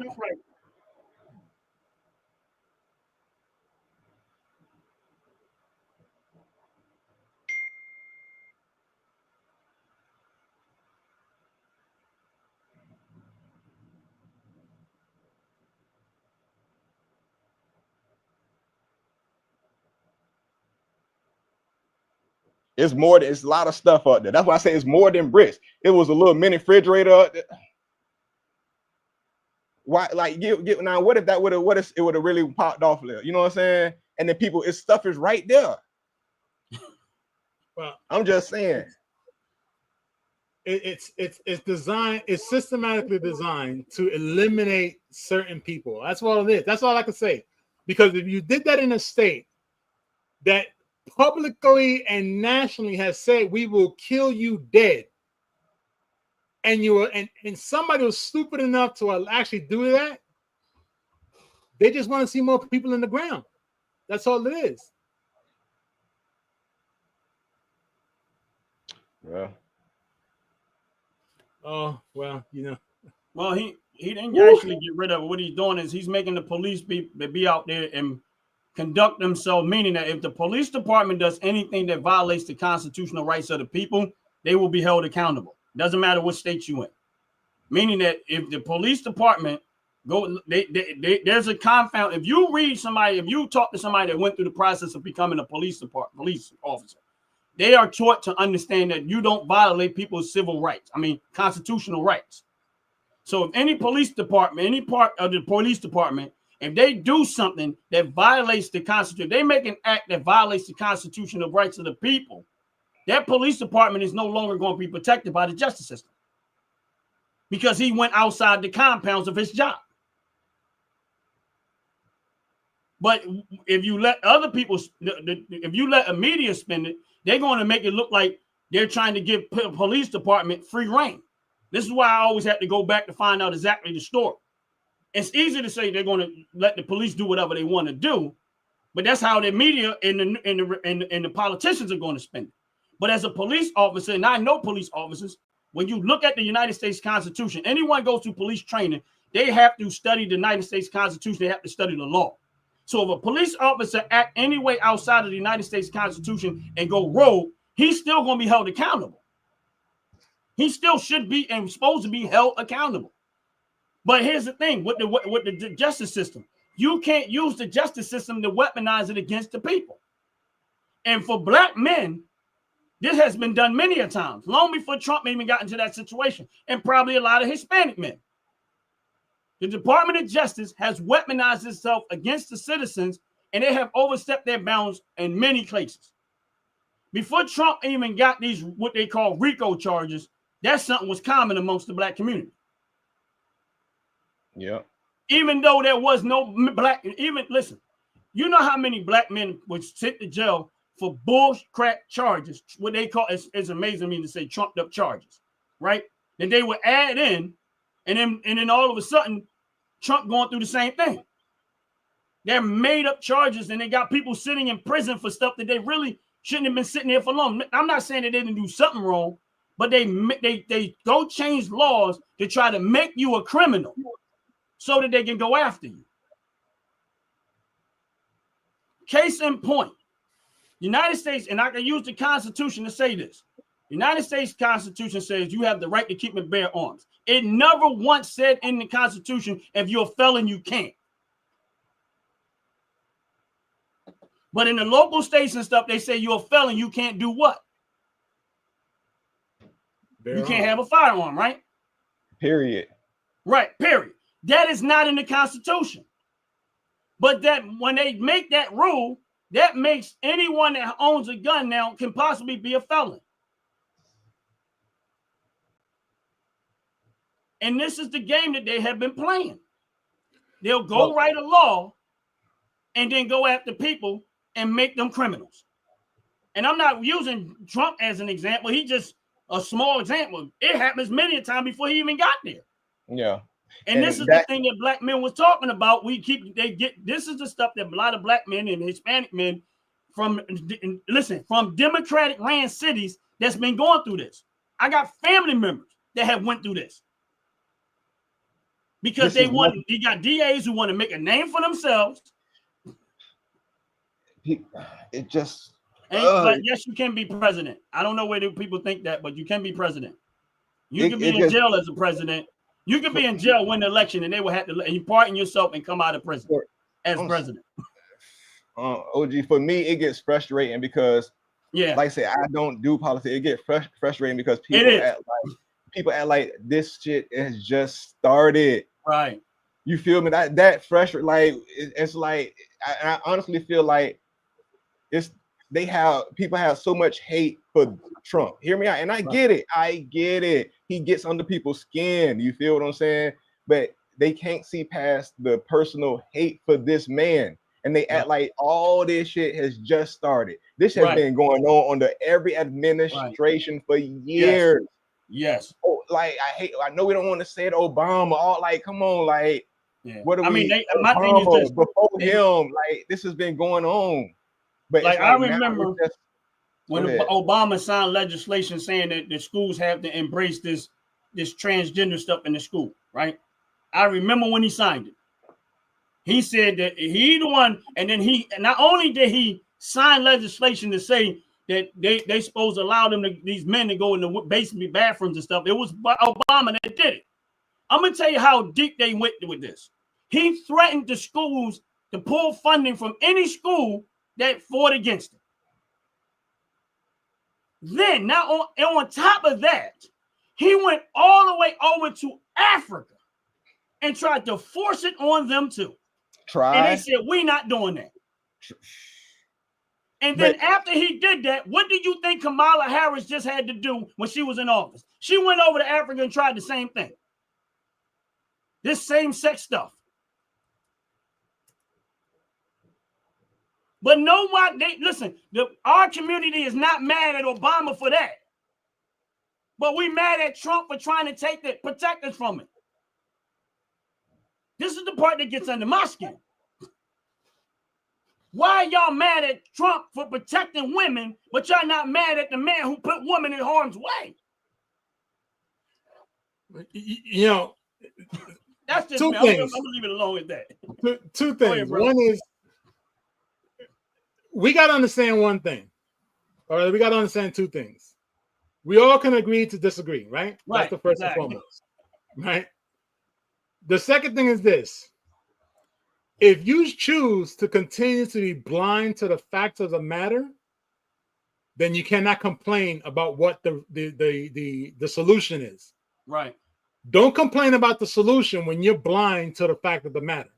Right. Just like for a simple matter of the fact, if you have a flat tire in your car and you keep driving for another 50 miles and then all the rubber on your tire is gone, why are you mad at the car? Why is the first thing this bloody effing car? It's not the car's fault. It was your fault for driving the car down the road for another 25 miles on a donut or a rim. Don't be mad at the car. But that's what it comes down to, because so many people, and I say this in all true honesty, so many people want to say, oh, Trump is this, Trump is that. Yet, when you look at all the other presidents that did something wrong, no one really screamed and hollered that bad. No, right? No, they didn't. So what makes matters worse is this. We're just voicing our opinions, right? Right. Basically. It just happens to be that our opinions make people think. And if we're making people think, then you got to sit back and say, well, what was I actually voting for in the first place? I'm like, why y'all wasn't mad at Donald Trump when he gave Jesse Jackson $1 million towards his campaign? Why y'all wasn't mad at Trump when he spent all that money to get Nelson Mandela over in America, when the government of America said they weren't going to do it? Why y'all wasn't mad at Trump when Jennifer Hudson family got slaughtered and he put them up in Trump Tower and protected them and made sure they were safe, cost-free, until they was good? When did black people start hating Trump? When he came down the escalator and ran as a Republican. I swear, like, I get it. I really do. I get it. I think the switch to the Republican, because he was a Democrat for years. So when he switched to Republican and ran as a Republican, that's when they started hating him, because prior to that, he was always supporting. Listen, he funded a lot of these campaigns, Clinton's, a lot of this stuff. But I'm quite sure that at some point he said enough is enough and he ran as a Republican and he didn't want no parts of it. I don't know. I can't even speak to it. But the minute he decided he was going to run as a president, now here's what nobody talks about. If you go look at before he ran, he was at that, you know how they do the little thing where they be joking and making fun of everybody. And you seen when he was sitting there, they was going at him before he ran for president. They seemed like everybody, every joke when there was about him. And I think they pissed him off. And he said at that point, he said, I'll show you. He petty though. You can't even lie. That man petty as hell, man. Trump is one of the most pettiest presidents we Yeah. I ain't gonna lie to you. I like some of it. Look here now. I like it. Hold on now.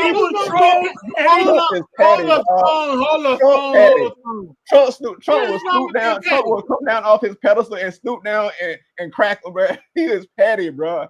That's the problem. That's why he don't know when to shut the hell up, though, bro. What's wrong with being petty? And I didn't say that. Hey, I didn't say nothing. I'm petty. You feel me?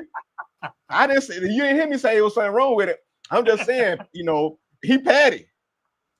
Hey, bro. He petty. That was the part about Trump I didn't really know. I found this out in the recent years. I'm like, yo, Trump is petty. He petty, bro. He is petty.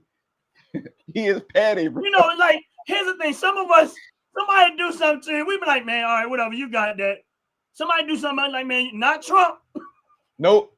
He don't even give you 2 minutes. Why you think they said the revenge tour? He finna go on the revenge tour because they knew we just finding this out. They knew he was petty. But hold on now, this ain't his first run, and that's where a lot of people fail to understand. This ain't his first run. He's doubling down on the pettiness now. Absolutely, you met him in '97, and you saw what he was running for. You saw what he was screaming for, and now you got it. Trump is that boy. You know how you be saying jokes. Nah. And he that boy, like, he just turned around like your mama. Bro, they took that shot at that boy. He came back petty when he got off that floor, boy. What? He said, "Oh, hold on, y'all gonna shoot at me?" What are you at that point? Can you blame him? It's game over, bro. It's game over at that point. They took that shot. That boy ducked that shot, but he came up a new man, reborn, bro. Exactly. He said, "Oh, y'all playing dirty now. This suit. I'm gonna take off this suit. I'm gonna show you what I'm about. I'm gonna show you what I'm a true gangster. I got a mugshot. I'm a true gangster." And then he didn't want to. That fool ain't want to get off the stage. But no. After that, he went on a petty spree. He went on a petty street. So they gotta, people gotta kind of take credit for creating this monster, man. But see, that's the thing, though. How many people can actually sit back and say it's a great thing? I like it. Say it again. Even Ron. You see how Ron just said that? Ron just said, "I like it."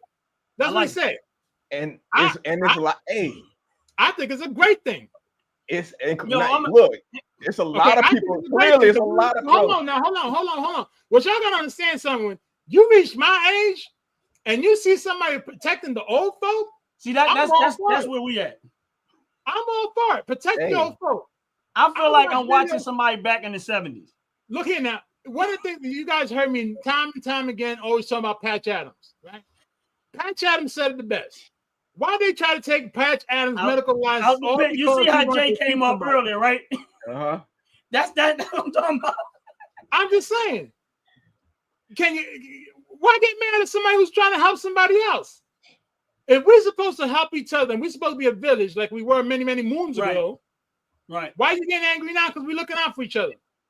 I think, and see, the thing is, it's the picking. See, for me, it's the perspective has to change. It's the picking and choosing on things. You feel me? Like, because even the other side, regardless of old girl would have won. You feel me?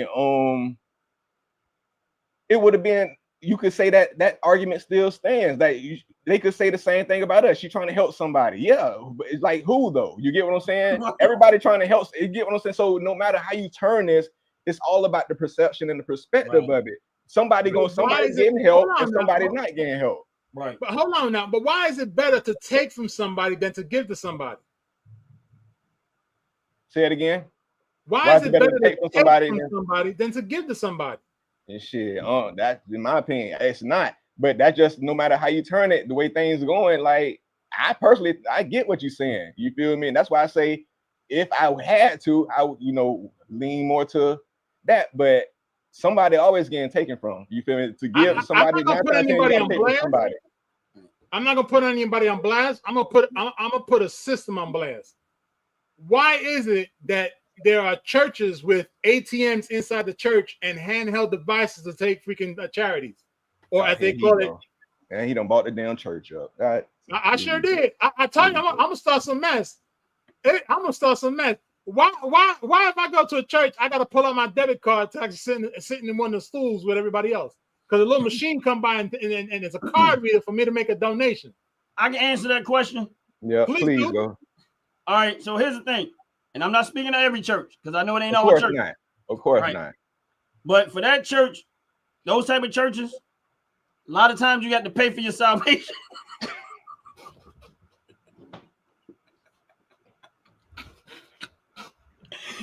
If anybody here, if you want to meet Jesus, it's gonna cost you $79.99.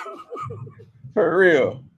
And then they in charge to take the little fees off of it in the ATM. You still got to pay the damn fee for taking the money out. Now, if you don't have $79.99, you're gonna have to get in the broke line. The broke line is $59.99. But hold on, but isn't Jesus standing on the corner with a couple of dime bags? I'm just saying, you know, you're in a Hispanic neighborhood. Isn't Jesus on the corner? Hey, bro, listen. Ain't y'all going to Jesus to go pick up that That's stuff? Jesus.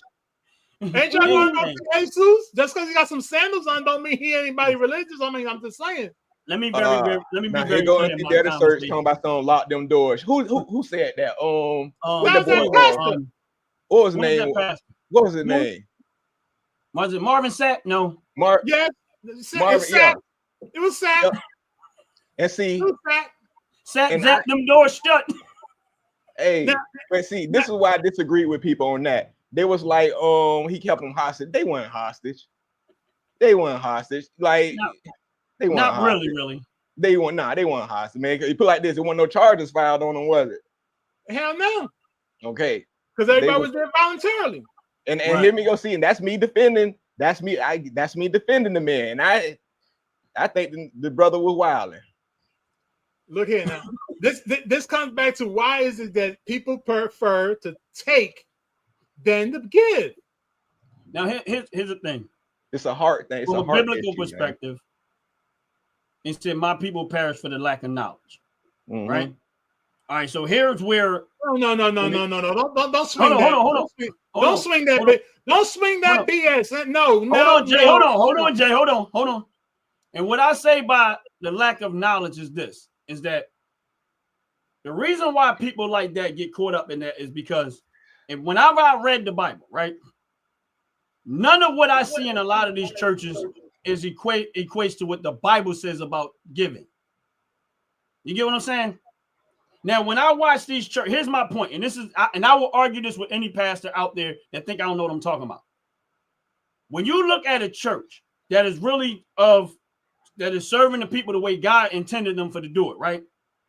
If the people of the church isn't doing well, meaning that the people of the church should be doing well first.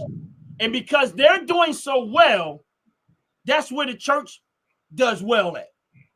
And then if there is somebody in the church that's not doing well, it is the church responsibility to make sure they help them to the point where they're doing well. And I'm not talking about money wise.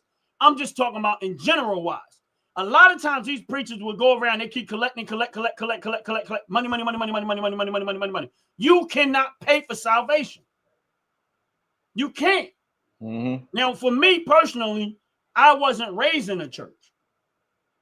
I know nothing about that type of stuff. My relationship personally with God was a personal experience with me. You know what I'm saying? So when I go to church, I see a lot of this stuff. And this is going into my history. I have not only seen it, I have worked side by side with pastors.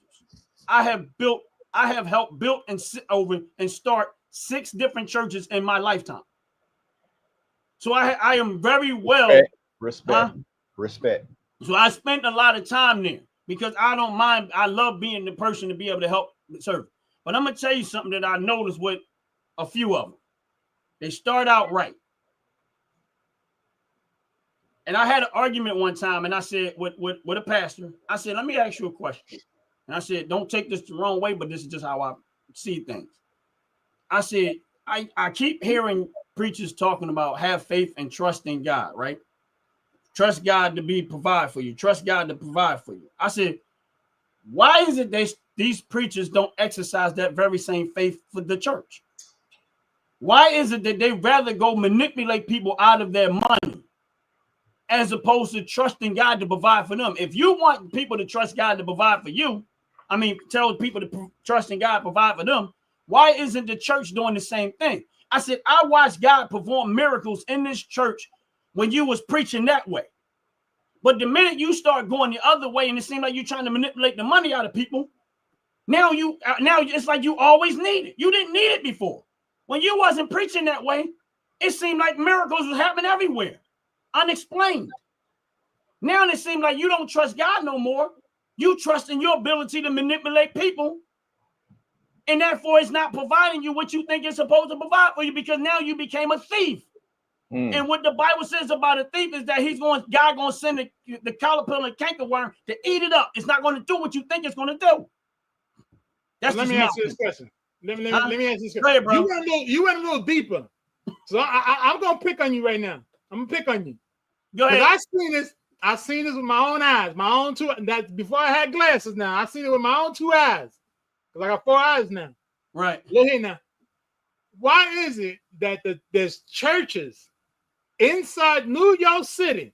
I said it with my best English. Why is it that there's churches in New York City that allow Cirque du Soleil to perform on the inside of the church?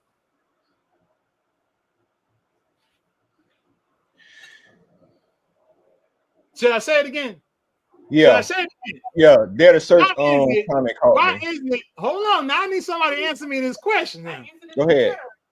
Why is it that in New York City there's churches that allow Cirque du Soleil to perform on the inside of the church? Man, I'm gonna be real with you. I'm gonna hear me out. I'm gonna come from a different perspective. Go ahead, bro. When you read the scriptures, there's nothing new under the sun. All that type of stuff will be going down even in the scriptures. So right. I don't expect to see anything differently in today's time. I agree. You feel me? And when you actually read the scriptures, that's why Jesus went in there and flipped the damn tables. They was that's what I was getting to. That's when you feel me. All this stuff with the Pharisees was going. He said, you turn my father's house into a den of thieves. Yep, do what they tell you, not as they do. They was so you know what I mean, like all that. I expect to see all that stuff. You feel me? I expect to see it. I'd be more shocked if I didn't see it. It's expected. Yeah, like because it was going down in real time. Yeah, you expect it's like I look at how Jesus said. He said, regardless of how people leave, he said, when you see these things come, know that the Son of Man is soon to return, because he's telling you that this is what you're going to see. This is how these people are. And they will paint it as they're the most virtuous, signaling people. Meanwhile, all they doing is manipulating. Listen, humans, man. Bro. Okay. I got to do something. I got to do something. Go ahead, bro. Go ahead, bro. Like I said before, I'm going to cause some fire. I want our show to have some fire, right? So as I want the show to have some fire, this question is going to go right out the pit. So get ready. And I'm going to say it for a reason, because I know out the pit's got a specific meat on the bone with my question. Okay? Out the pit. Ready? Let's go. Shoot. All right. You talking to me? Why is it that there are so many people that want to read several different styles of books and still ultimately come up to the one conclusion but be divided? Say the question again so I understand. Okay. For sure. I watched your video. Hold on, I'm taking my glasses off because I want to be able to see you. Go ahead. Okay. I seen you, and I seen the video you made some time ago, and I'm going to ask this question to you specifically. Why is it? And let me talk a little slower and a little bit lower. This way there's not too much microphone back up. Why is it that so many people read so many different styles of books pertaining to God, yet they prefer to be divided, even all of them have the same ultimate goal?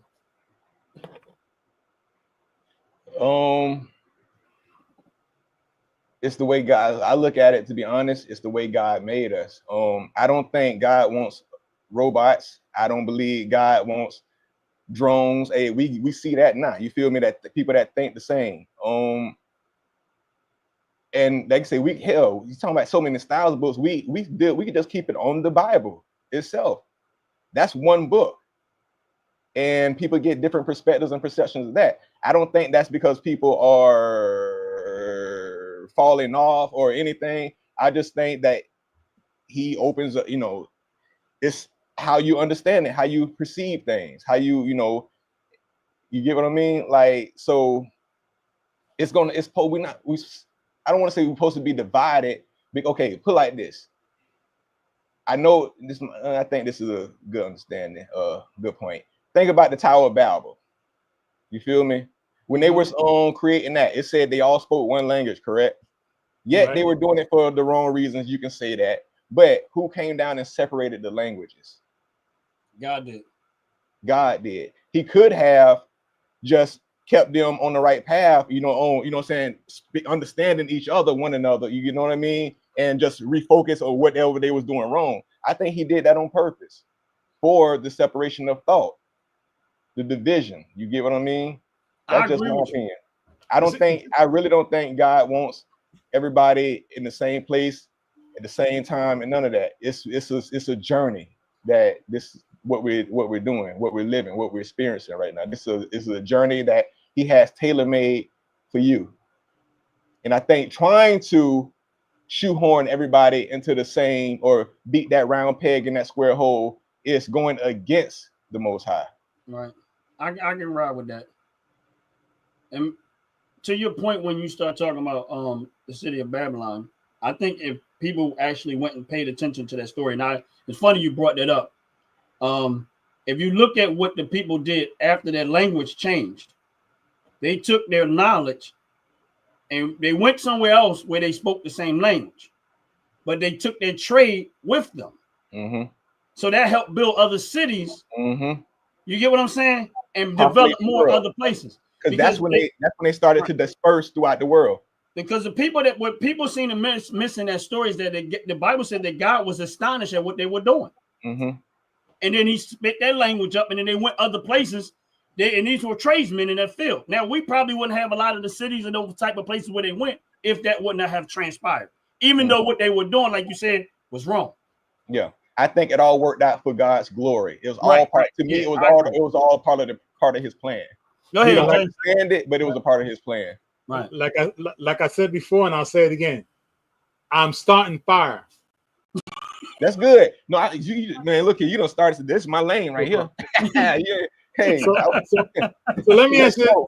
Let's smoke. On that same topic, why do people feel the need to take from each other?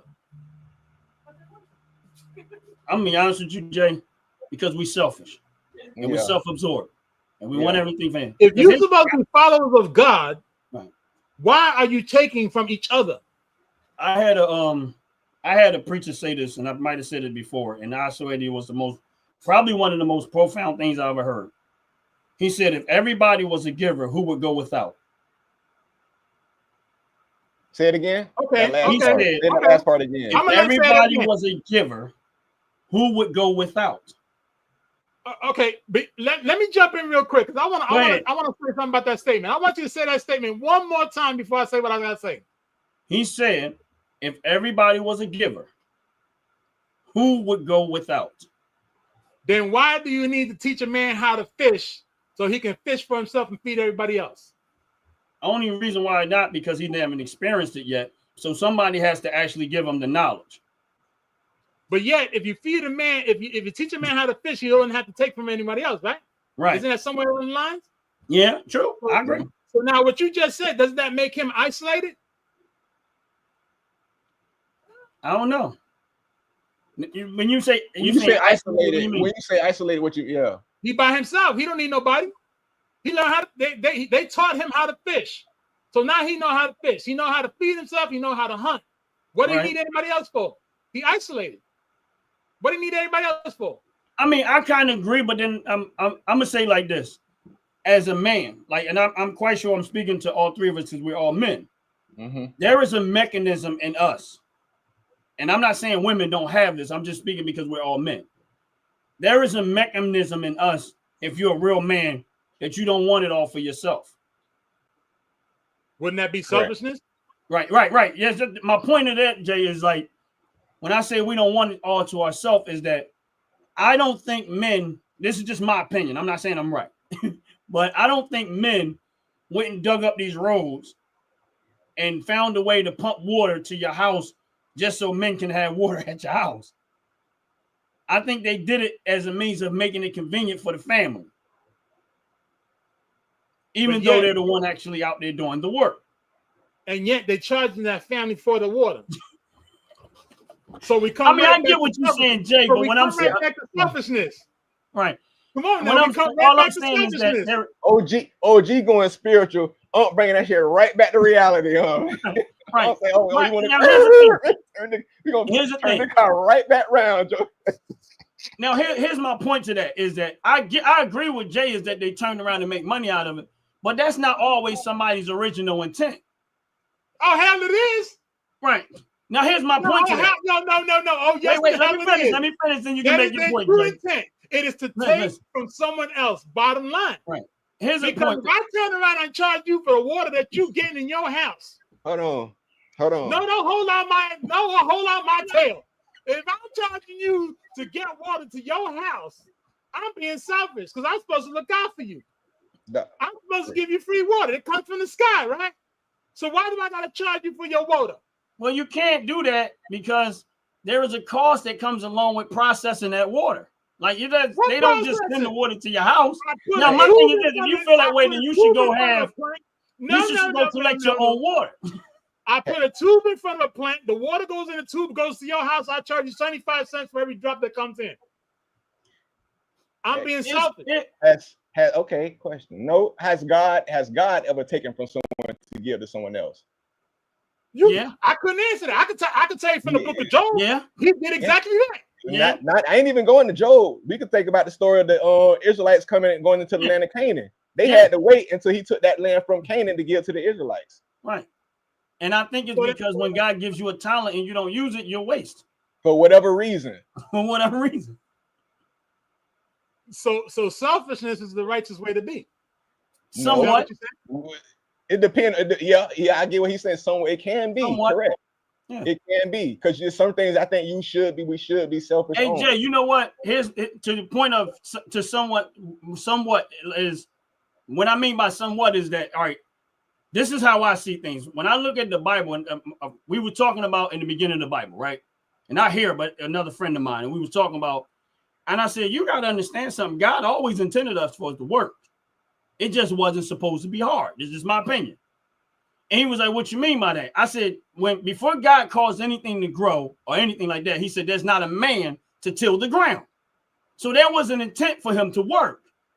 But it wasn't until he disobeyed God that it became hard. You get what I'm saying? I said, so if we wasn't a productive people or working people or trying to produce things, we were born into most of what we see right now. A lot of what we see right now, we were born into it. A lot of these bridges, this infrastructure, we didn't build it. Most of what we see right now is being maintained by people, not so much actually built.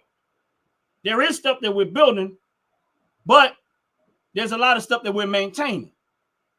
You get what I'm saying? So there's a part of us that's selfish because now, Jay, let me ask you a question. Have you ever sat back as a young kid, right, and said, and I'm out to pick, you probably did this too, as a young man, and said, you know what? I just want to see if we could do it. That's still to this day. Yeah. Now that wasn't about money, right? Like me and my friends, we was like, we want to build our own go-kart. Right? We weren't trying to make no money out of it. We just wanted to see if we could do it. No, we were getting money out of it. You know what I'm saying? We were getting money. We were getting something out of it, whether it was financial or something. We was getting a gain. Right. But the original intent was to have fun. Absolutely. Right. That was the point I'm trying to make is that it don't always start out about money, but it will possibly end up about money. Some people just have an idea and they say, you know what, I just want to see if I can do it. And then they find out people want it. And they say, oh. Watch this. I'm going to say something. I'm going to see somebody's expression.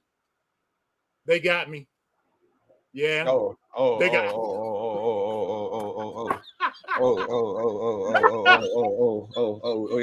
Okay. I'm gonna get the editing tonight. Hey. Yeah. And I got pulled over on that. Look, I just got pulled over on that street again. Trying to leave Chick-fil-A going to work. Thursday. Wednesday or Thursday, man. This time you drive. This time it was a state trooper. What kind of car you drive? You see? What kind of car you drive? Man, a Mitsubishi Outlander with ducks on the outside. Now, Ron, you just said, what was it you said? You said we're going to try, right? Right. Forget it. For no financial gain, it may be a financial gain, might not be a financial gain, right? It was a financial loss for somebody. Right. Yep. Because he sat back and said, oh, they got me again. They got me. Right? Who lost money that day? He did. But what was in his mind? I'm going to speed because I'm going to try to get away with it because I think I can. Nah, so that's not what happened. Yeah, well, no. You know that's what happened because your foot went down and your brain was, I'm looking left, I'm looking right, I don't see them. And I'm just going to try to go ahead and get my way. So how you get pulled over? You were smoking tires?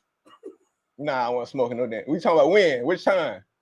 See? I stay getting pulled over for speed. See? Look, I know. Hey, all praise to the Creator. I never get a ticket. Never. That's a lie. Never. That's a lie. Never.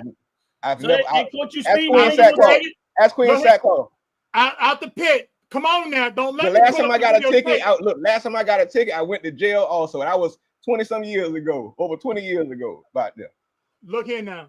And that because they ain't have no driver license. I seen him when he handed it to you. He started laughing at you. He said, "I appreciate you." Hey, nah, because you got a whole other response to that video. I've been. I'd be, you go. They what it look like.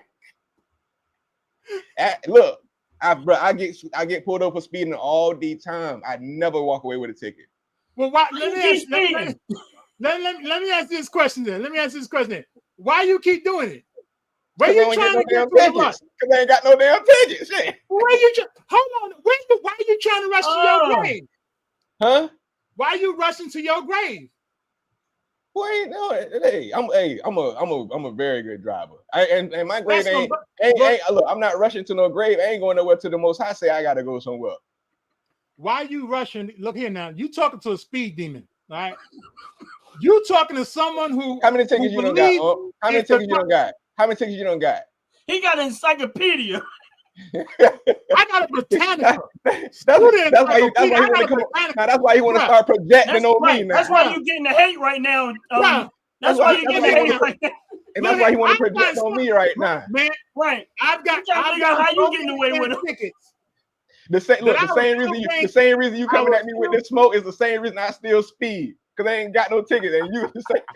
And I'm the quite opposite. I got more tickets that I can hand out to Gumlin. Oh, so you just gonna keep it real. You just straight hating. Jay got a whole speeding ticket budget.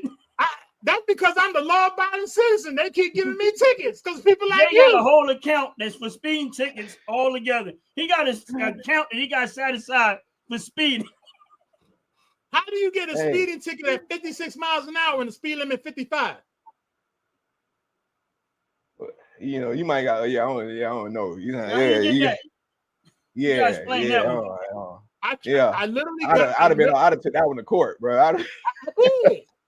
I said, Judge, who in their right mind drives down this road at 55 miles an hour? It's a downhill. Who lets off? Even if you let off the brake, you're gonna speed.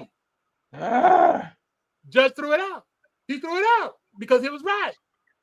It's a downhill. The force of gravity is gonna make the vehicle move faster. I ain't gonna burn out my brakes because I'm the That's what you told the officer. That's what you told the officer. I said, why do I need to burn out? That's what you told. Is that what you told the officer? I sure did. That's why you got a ticket. That was a dumb story. That was the dumbest excuse ever. But you want to bring in gravity and physics and shit. That's because he was mad because he couldn't afford the car I was driving. You gotta learn how to talk. You want to bring up scientific facts and stuff, man. You see, you probably ain't yes sir, no sir, nothing. You man, goddamn, the damn hill is at a 40-degree slope, man. That police officer, he said, now gravity, the gravity from this ticket is gonna send you behind to the courtroom. That's why you got the ticket. You saying the wrong things, bro. That's all right. That's all right, because I would have got there and they still dismissed the ticket. No court fee, no nothing. I don't like speeding tickets, man. I got My first speeding ticket. Look. I love motorcycles, right? I rode motorcycle for many years, right? And I said it to every single cop that stopped me on the highway. I get the stupid question: why are you speeding? Ain't nothing gonna stop me. That's why I'm speeding. And he's standing. And OG, he's standing 10 toes down on that. Like that shit ain't nothing wrong with that. Ain't nothing wrong with it. How you gonna stop me? I ain't got no. I don't run out of room. He said, "How you gonna stop me?" As he's pulled over on the motorcycle, you are stopped. Yo, his wife right now is like, "That's why I got that separate account, just because I know I love my husband to death, but I know I got to keep that money in that speeding ticket budget because he's going." Hey man, that's proof that you, no matter how old you get, you ain't gonna learn everything.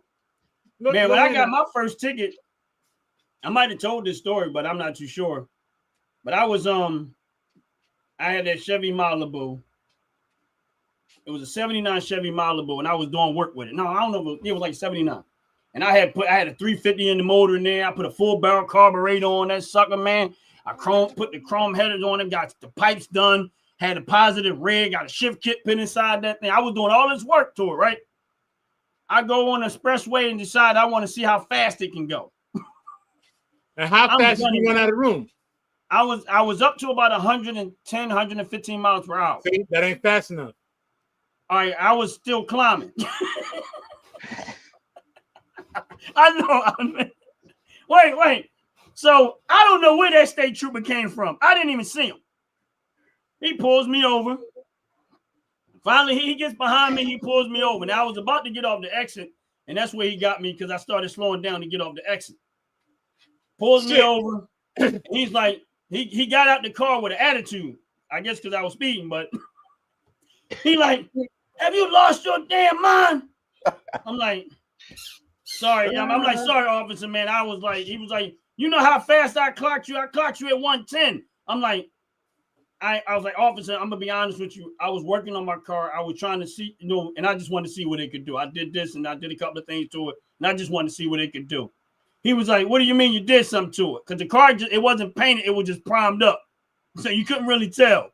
So I was like, "Well, I did some work to the motor. I did some work to this and that." So he was like, "Oh, really?" He said, "All right, come on out the car. Show me what you did." So I popped the hood open, lifted up. He was like, "Oh man, you did a real nice job." I said, "Yeah, I'm doing this. I got the pipes done." He literally let me take him on a whole tour of all the stuff I did to this car. He was like, "All right, yeah." He said, "Looks good, man." He said, "All right, well, have a seat. I'll be right back." He came back with 3 tickets. 3? Man. He gave me 3 tickets. Right. He was like, he said, "This is what it can do." It hurting on my behind, man. I was like, because there was some other violations with the car because I was still working on it. So, man, bro, I remember one time. My feelings, man. But it's cool. I remember one time. This is my days when I was struggling on. I had addiction problems. You feel me? Right. I was in the company truck at work with another cat who was my OG. Who gone, God rest his soul, he gone too. Me and him was both. We in the pickup truck. We and him both. I ain't gonna lie. I was on some pills. You feel me? Okay. I was addicted to them things. We riding.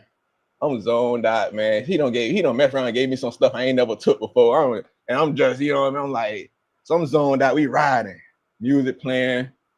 And then it's in the morning, like early in the morning, school bus stops. Next thing I know, I'm just riding, zoned out there. All I hear was, "What? Stop. And I scared. I'm talking about skid marks in the road. Then police car, 2 police motorcycles right there. Oh, wow. I'm talking about I slid so far, the bus right here. I slid so far, I was up there.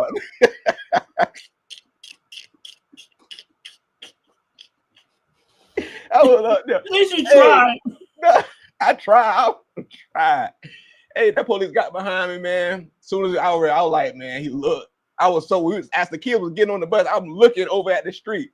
And they on the motorcycle looking dead at me in the company truck.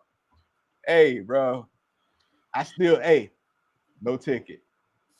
Wow. That's what I say, bro. I don't know. I have the favor of God with me, man. I really do. And I you're really still doing it. See, you ain't gonna learn. I was I got the favor of God. I ain't doing that type of stuff no more. I'm just natural speeding. I'm just a natural speeder now. I got chased by a state trooper leaving Pennsylvania over the 4th Street Bridge on a motorcycle. Jay, really? All the way into Jersey. What? Yeah. You jumped state? 4th Street Bridge. Ron know what I'm talking about. The 4th Street Bridge, all the way into Jersey. I got chased by a state trooper from Pennsylvania. So you went over to Brent Franklin? Yes, sir. Now, we was at 160. Got into Jersey. It's open roadway once you hit the turnpike. 2 o'clock in the morning. I don't know what the hell that damn state trooper had in his damn car, but when I looked down, we was at 180 and he was still on my tail. The fact that you still sliding is crazy to me. If that state trooper was like, you gonna learn today. He sure did. He didn't catch me though, but he sure did. He literally gave me a run for my money. Seriously. Yeah, Jay shaking in his boots. Wait, hold on, wait. He gave you a run for your money. Hell yeah, I paid a lot of money for that damn motorcycle. That didn't show me some stuff. You see what he said? He said he gave me a run for my money. You gave him a run for No, he didn't own that car. Oh, he didn't own that car. What you talking about? I owned the damn motorcycle. That motorcycle mine. It's good money to make sure that thing run 195 miles an hour. Too funny. Jay is off the roof, bro. Too funny. I would look here. If it wasn't for that open road at 2 o'clock in the morning, yeah, it would have been ugly, man. It would have been ugly. Straight up. Man. But when you talk about speeding, look here now. You ain't talking to someone who don't know about speeding. If the car says does 110, I'm gonna push it to 120. I want to see that little red line bump. Because I need to see how it can do. Knocking on the door. That's right. That's why in the motorcycle world we have this thing. We red line until it busts. Oh man. That's what it do. We red line every single until we hear that thing go back. That's the only time we start riding. If we ain't making that noise, we is not stopping. We want to hear me. I got a speed demon. That's the reason why I don't ride bikes no more, because I already know. Man, look here. That's why when I seen that red little bike Mama Cyclops was sitting on, I said, oh my goodness. I said, somebody done turned around and told that young boy he need to stay on low speed. Nothing over 75. Come to find out he got a car that does 120, he pushes 100. Run out of room on the highway. What in Sam? Yeah. Look at that. Yeah, man. That's why I drive a pickup truck, because What that mean? Yeah, what that mean? What that mean? Right. Y'all right. Y'all right. He can push everybody out the way. What are you talking about? You say he got to be more cautious because they flip easy, right. You know? Sometimes you got to test out that turbo diesel. Little nephew, he got a 2500 turbo diesel truck. What's standing in his way? That's just a 3500. Oh man. Hey, yeah. He said, you're like, yeah, that's why I gotta. What that mean? You see how proud he was, right? He wasn't even convinced of that when it came out of his mouth. That way, yeah, I got. I don't do nothing past 65. You sure about that? Okay, sure 65 times 2. There you go. Because I know I look here, because I know when it hits 7 o'clock, you want to be in bed by 8. So you rushing to get home. Hey, yo. That's unacceptable. Yo, That's unacceptable. That's not even up for a discussion. You know what I you know mean? what? You want to hear something funny? Jay is right on point. If I'm on my way home and there's anywhere, at that point I'm like, yeah. And we got over here where I'm at is a strip it's called the bypass, and it's a straight shot for like easily 12 miles, all straight, no curves. Oh, No entry. no chaser. No sharp turn, none of that, just all straight. All gas, no brakes. That's it. And nothing And but every two once dividers. in a blue moon, One on the left and one on the right. Ain't every nobody once getting in in a front of blue moon, Yeah. Man, I thought it would. I have It's to worse. behave myself. It's worse where we don't move now. You feel me? Like we in a rural area now. It's man, man. It's Honestly, I have the only reason why I behave myself, man, because I have a CDL, so I can't. oh yeah. That's why I had to behave myself, because I have a Yeah. CDL. So it's like They'll have you with your pants around your ankles on the high side of the road, man. Yeah, in the cup. yeah. I gotta Pen in the cup. I be wanting to. Nah, it ain't. And like I said, I don't be trying to speed. I just like, because the other day, the dude, he pulled me over, state trooper. He was like, it was 50. It was 50 miles per hour. You feel me? And the only reason I was speeding is because I was leaving. It's a 2-lane road, and I was turning onto the 2-lane road, and there was a car already going in the far lane. So I turned into the closest lane, you know. And then so me and this car running, you know, kind of side by side, and we was both going. I was under the speed limit. He was going slow. Whoever he or she was going slow. So I was maybe going maybe 40, say about 45. And then it was another car behind me, and they was bouncing back and forth from lane to lane, like you know what I mean, like we going to there, like they were late for work or something. So they was bouncing back and forth. So I'm like, all right, I'm trying to get my food ready as I'm riding eat, headed to work. So he bouncing back and forth. I'm like, all right, I am going a little bit slower, and I'm technically in the fast lane. You feel what I'm saying? Let me speed up. The speed limit 50. I'm like, let me speed up a little bit so he could. I knew what he was gonna do. He's gonna jump behind me and get in front of that car and haul ass, right? So I take it up to 60. You know what I mean? I'm like, that's a comfortable, you know, it's 60. It's 60. And it's a 50, it's 60. So I'm sliding, you know, I'm riding. And I see I saw the state trooper in the far lane on the other side of the grass. It's a grass median, just grass, you know what I mean?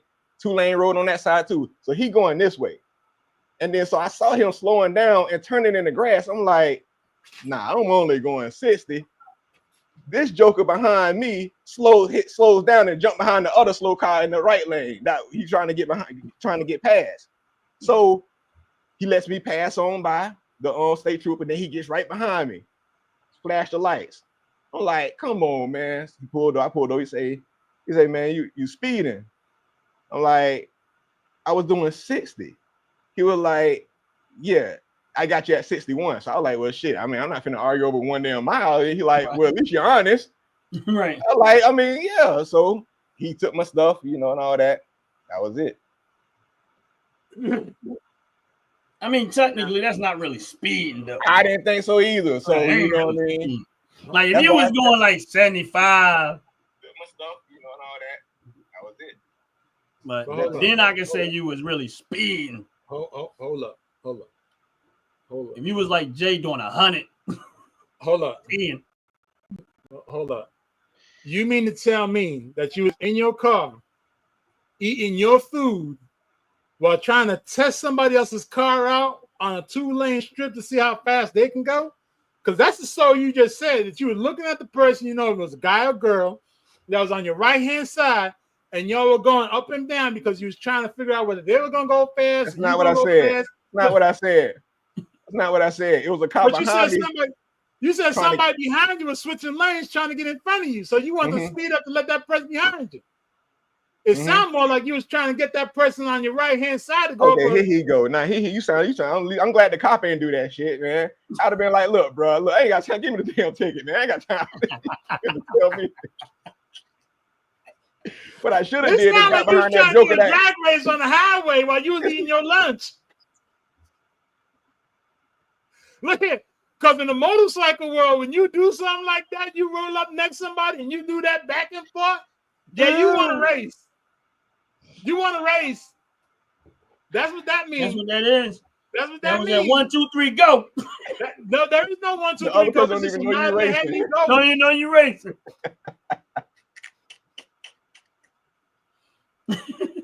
I see why he liked the speed.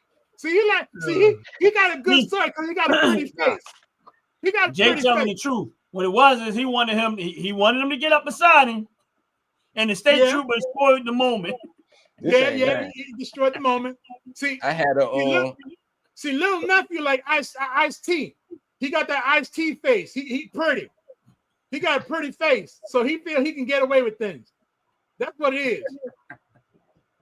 That's what it is. Yeah, little nephew got that Ice T face. I seen a video just the other day. Ice T try to get out some tickets. He was driving his Porsche. That was a little while ago, but yeah, I remember that video. Hey, Man. you know, hey, don't get mad at me. Get mad at God, man. I ain't give myself this face. You know what I'm saying? Get mad at me. I ain't getting mad at God. I'm not even shave my face to look young again. If I shave my face to look young again, they're gonna call me a PDF. Hey, especially not if you give them that thinking face. Yeah. You going to jail. It ain't the shaving you got to do. What you looking at? What you looking at? What you looking at? It ain't the shaving you got to do, Jay. You got to change your response to these police officers. Hey, you been trying to get me that thinking face at the wrong time. What you say? Jay, I know this ain't the right thing to do, but Jay, you gonna have to keep some donuts with you, bro. Cause man, look here now. Look, no. Look here. You know what the worst part is? Still to this day, I do it. Still to this day, I does it. I kid you not. I kid you not. I turned around. Matter of fact, a few years back, I kid you not. A few years back, I got stopped by a police officer, right? Now, I saw the police officer on the opposite side of the road, right? He made a U-turn and came up behind me because, of course, my car it's semi-dark. You can still see in it, right? So he pulls me over because he turns around and says, you didn't put your turn signal on. I gets out. Before he even said anything, I done jumped out the car. What the effing you got the effing right to pull me effing over for? Why was you gonna make a U-turn and come pull me over? Oh, you got a lot of karma with these police coming. I'm letting you know that. That's what it is. A lot of that. Right. They got Jay's face up in the police station. He done got out the car. He says, get back in the car. I said, don't sir me. Tell me why you is pulling me over. What gave you the justification to pull me over? Man, you reckless with these police. You beat them out the car? Yeah, yes. See, I know how to say, get your ass back. Look, man, get your ass. Look, what's wrong with you? It's a truth. Look.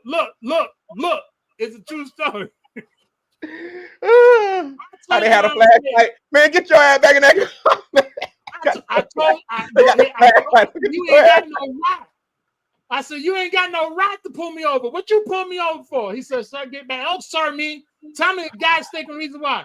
He said, sir, everything's on body cam. I said, so is mine. I got a body cam right here too. And you gonna tell me why you pulled me over? Yeah, back then I had a little body cam because I was doing some stuff back in the day, right? All of a sudden, he turns around. He says, sir, get back in the car. When he said get back in the car, I turned around. I looked in the car and I sat back in the car. He come over the window. I said, why did you pull me over? He said, sir, you didn't put your signal light on. I said, what? You did what? For a turn signal? I said, no. Tell me the real reason why you pulled me over. You pulled me over because my tinted windows, right? Because you couldn't see in it, right? Or better yet, you pulled me over because you thought I was police, right? Because I got a police car, right? He said, no, I pulled you over because you didn't put your turn signal on. I said, God dang, I seen your ass here every single day on this roadway. And you don't pull over people with more problems than on their cars and everything. He said, sir, no, that's not me. I said, all right. I said, I'm going to have this question with your duty sergeant. The next day, I went to the same precinct and I asked the duty sergeant, his name, his badge number, his patrol car. I said, why is it that this boy is pulling over people he ain't got to pull over? He said, I tried to explain to him, but he don't know. He just want to be reckless. That what they said about you? No, that's what they said about that police officer. Oh. He go after law-abiding citizens. He don't go after the reckless people. Right. He on the same street, and I seen him. I see them every single day on the same strip. Why? So hold on. That's what his boss said, correct? That's what his boss said. Then why is he there? Because he gets tickets. Oh. He makes tickets. Oh well. But he makes tickets on the law-abiding citizen. Right. He don't make tickets on the reckless people. It ain't that many criminals out there. Huh? I mean, what you want to do? You crazy? Look, man, there's more criminals. They was dry that day. You feel me? No. Business was slow that day. You know what I mean? No. Oh, yeah, it's criminal. You was in Newark? Yes. Oh, yeah. They ain't running out of criminals over there. See? My aunt used to live in Newark, New Jersey. Every third car is a criminal car. Every third car. You must have been the second or the fourth. No, I was the first. So he just wanted to try to bust my chops. And you gonna say he gave him a bunch of stuff he could have pulled you over for, man. Golly. I bet he was like, my windows were. Well, yeah. Shit, I don't know that too. You want to hear the worst part of that moment? Talk. The customer I was delivering food to had to come to the car to get their food. Wow.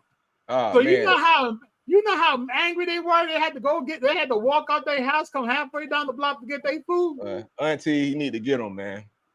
You gotta calm this guy down, man.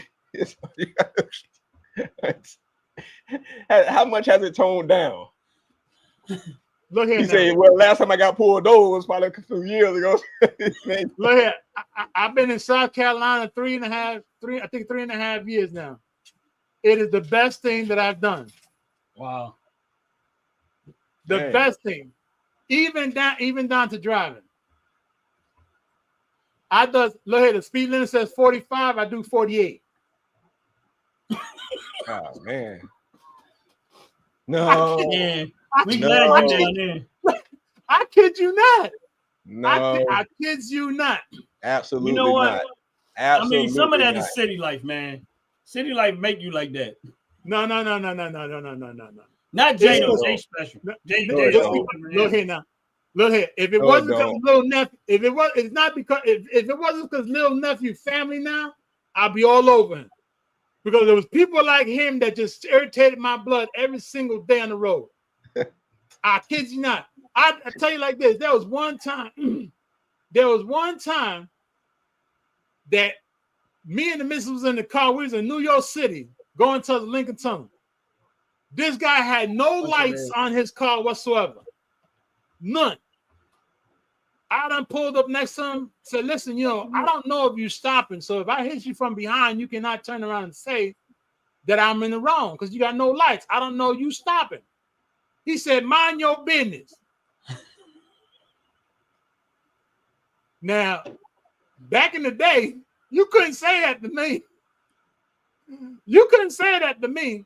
We got into a heated argument, and all I feel is the missus slapped me on my shoulder. And I'm like, oh, hell no, he ain't gonna talk to me like that. This son don't think I'm gonna get into an accident just because he want to get in an accident. Ain't happening. Hey, and that really don't be helping the situation because they like that when they don't understand that. That don't be helping. Like they calm down. No, like Jay, that never helps the situation. You supposed to be on my side. Exactly. You're supposed to be on my side, not stopping me. I got so heated that I almost jumped out the truck. That's almost funny. Jumped out the truck and I looked into the back seat and there was a woman and a child in the back seat. That's the only thing that we all get here. Boy, because I turned around and said, you know what?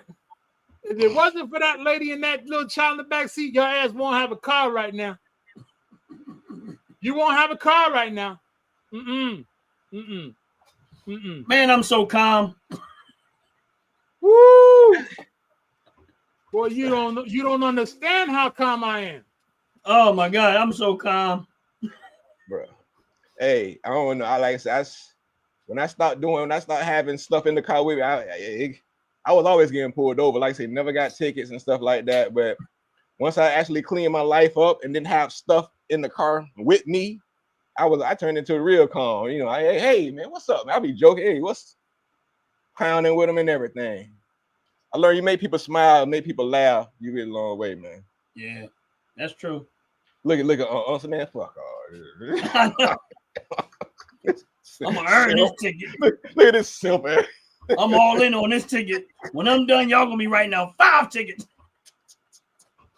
Talking about. And you a big dude too. So like you how tall you is? 6'3". See yeah. That's you jumping out the car, you know what I'm saying, with your thinking face on, man. Out of it. That's in words. Come on. For real. So you I'm know gonna they give you a reason to write me tickets. I've jumped out on the car and people thinking I'm police. You was acting like the police? You seem like one of them cats that had the you seem like one of them cats who probably had the light in your car and all that. Had your car dressed up like that, didn't you?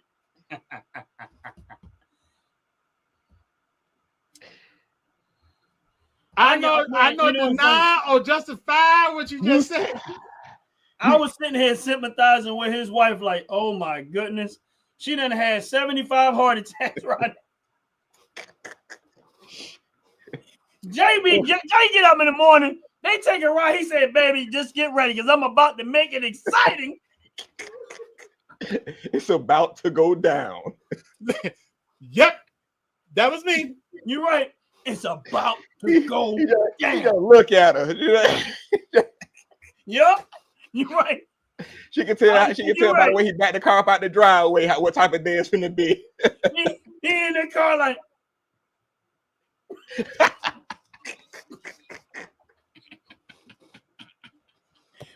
and she over there like she on the passenger side like Jesus.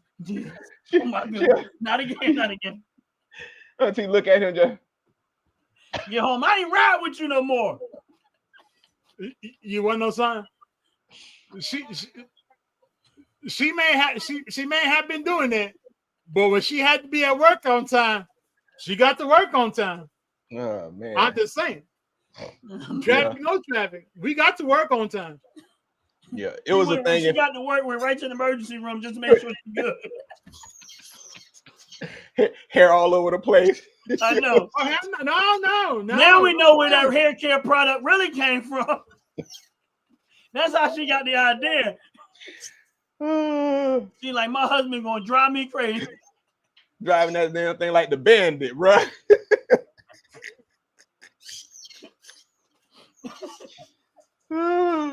We gonna do what they say can't be done. This is why when y'all talk about speed, y'all can't talk about speed around me, man. I was a speed demon. You look here, Ron, look here now. Ron, you live in Pennsylvania, right? We know that you live in Pennsylvania. I kid you not. I've got from Newark, New Jersey to Allentown, Pennsylvania in 22 minutes. Whoa. And out the pit, let me tell you something. How many miles? Miles, please. That's supposed to be what, like a 2-hour ride? That's a 2-hour and 10-minute ride. Yeah. Hey, let me tell you something. I've been not ever hear you criticize me and my speeding anymore. You feel me? You are to this day at 2:33 on Father's Day or whatever you want to call it.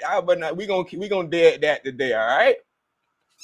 And I see you don't get no take. I'm the problem. Out the pit. I want to think about this. He could have went to Allentown, went back to New York, went back to Allentown, and back to New York in the time that it takes you just to go to Allentown. Look, I'm sorry. Hold on. And Auntie talked about talking about I thought 45 minutes. Auntie, like, look, stop. That don't help. That don't. like, come on, what are we doing right now? Like, here we go. Like, this is where wives be caping too hard for their husband and knowing they be knowing it. Right.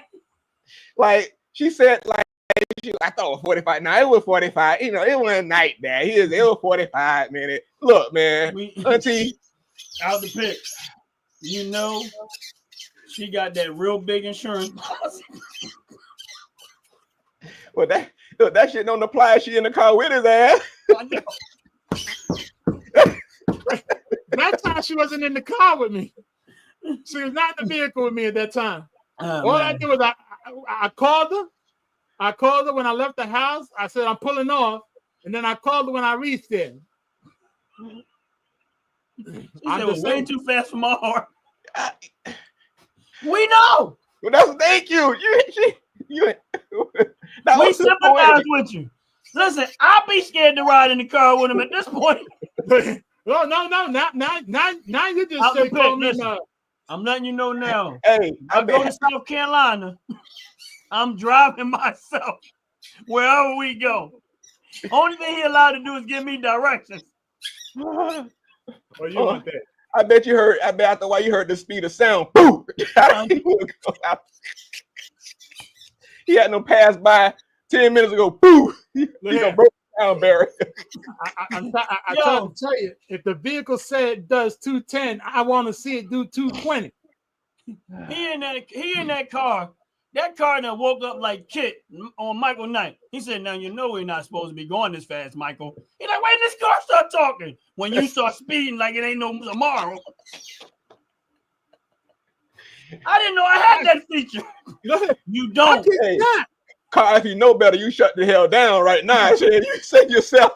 That's why now people. The problem is, Kit, you right here talking. You need to shut this off. Ain't no way in the world, bro. Shot. The car ain't too smart. He right here talking when he need to shut off. Hey, listen. I was coming from Ohio, right? I mean, I don't speed like that no more, but I do speed. I mean, I have speed. Me and my cousin that was coming from Ohio, Jay, we was on Ohio Turnpike, you know, the Pennsylvania Turnpike coming out from Ohio, right? Now it's me. My cousin had he had a Ford Thunderbird, the 5.0 Ford Thunderbird. It was nice too, real nice. Now I had a piece of crap vehicle. I ain't gonna say piece of crap, but I had a Chevy Blazer, but it was a stick shift. Okay. And I don't know who this other guy was. He did what Out the Pit does. He just joined in with the race with I don't even realize who you racing. Okay. So we hitting the turnpike. We on the Pennsylvania Turnpike. We trying to hurry up back to Philly because my family had reunions out there, right? We have 2 a year, and we had one in Philly and one over there. So me and my cousin, we are flying. When I say flying, now I don't know if you know about stick shift, the speed thing. On my Chevy Blazer, it goes up to 85, and that's supposed to be where it go. But on the stick shift, the speed thing will go past the 85. Like it'll just keep wrapping around. You said wrapping around. I did not realize it until that day that it did that. So now my cousin is gone. I ain't gonna lie, he gone. I'm only trying to keep up. I know we both at 100, 110. We is gone. When I say going, and this dude was driving it was another guy with us. He was driving a Maxima. And he rolling with us. We get to a point where now going from Ohio to Philly is supposed to be like a 6.5, 7 hour drive if you drive the speed limit. We were 37 miles away from Philadelphia in about 4 hours. We are flying. The next thing I know, we come in. We so reckless. You know, on the turnpike, there's the state trooper houses are right there. Like you can come out the state trooper joint and come right on the highway. Yeah. There's a state trooper coming down the arm ramp as we flying past. There's nothing we can do about it. He's seeing us all. It's my cousin first, me second, the Maxima, he's right on me, he's right beside me.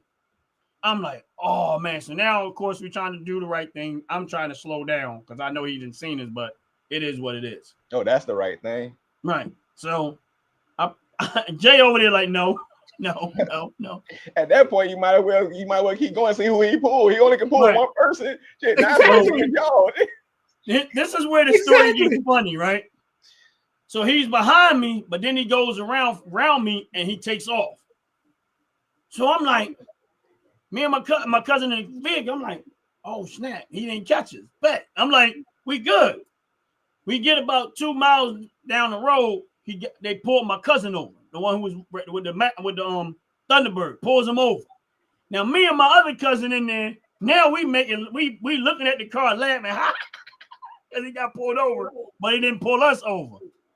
Not long after that, another trooper pulls up behind me. Oh damn! And pulls me over. Oh damn!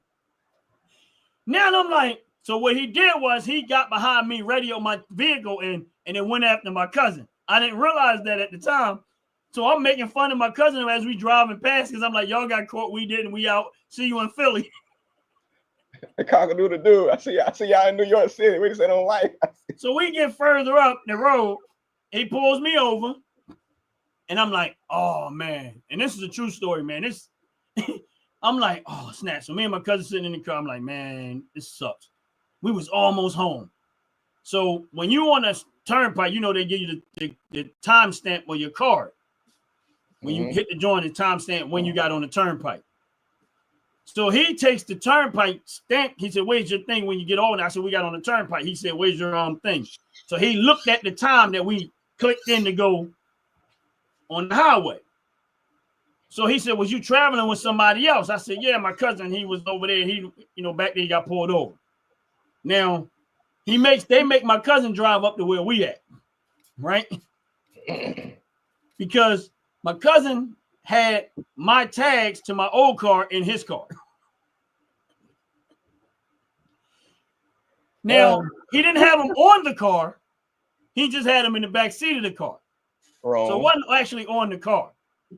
But now he's questioning why we did. Now, both of us just got money and we both bought our vehicles about 2 weeks apart. I only had this vehicle for a month. Not even a month. They pulls us over. They make him drive up there. So it was 2 white cops, and then a black state trooper pulls up behind them. Okay. All right. So the white cop pulled over my cousin, and there was another white cop that pulled me over. They all, talking, and then the black state trooper comes up. And then by the time the black state trooper pulls up, they already in the process of getting ready to write us speeding tickets.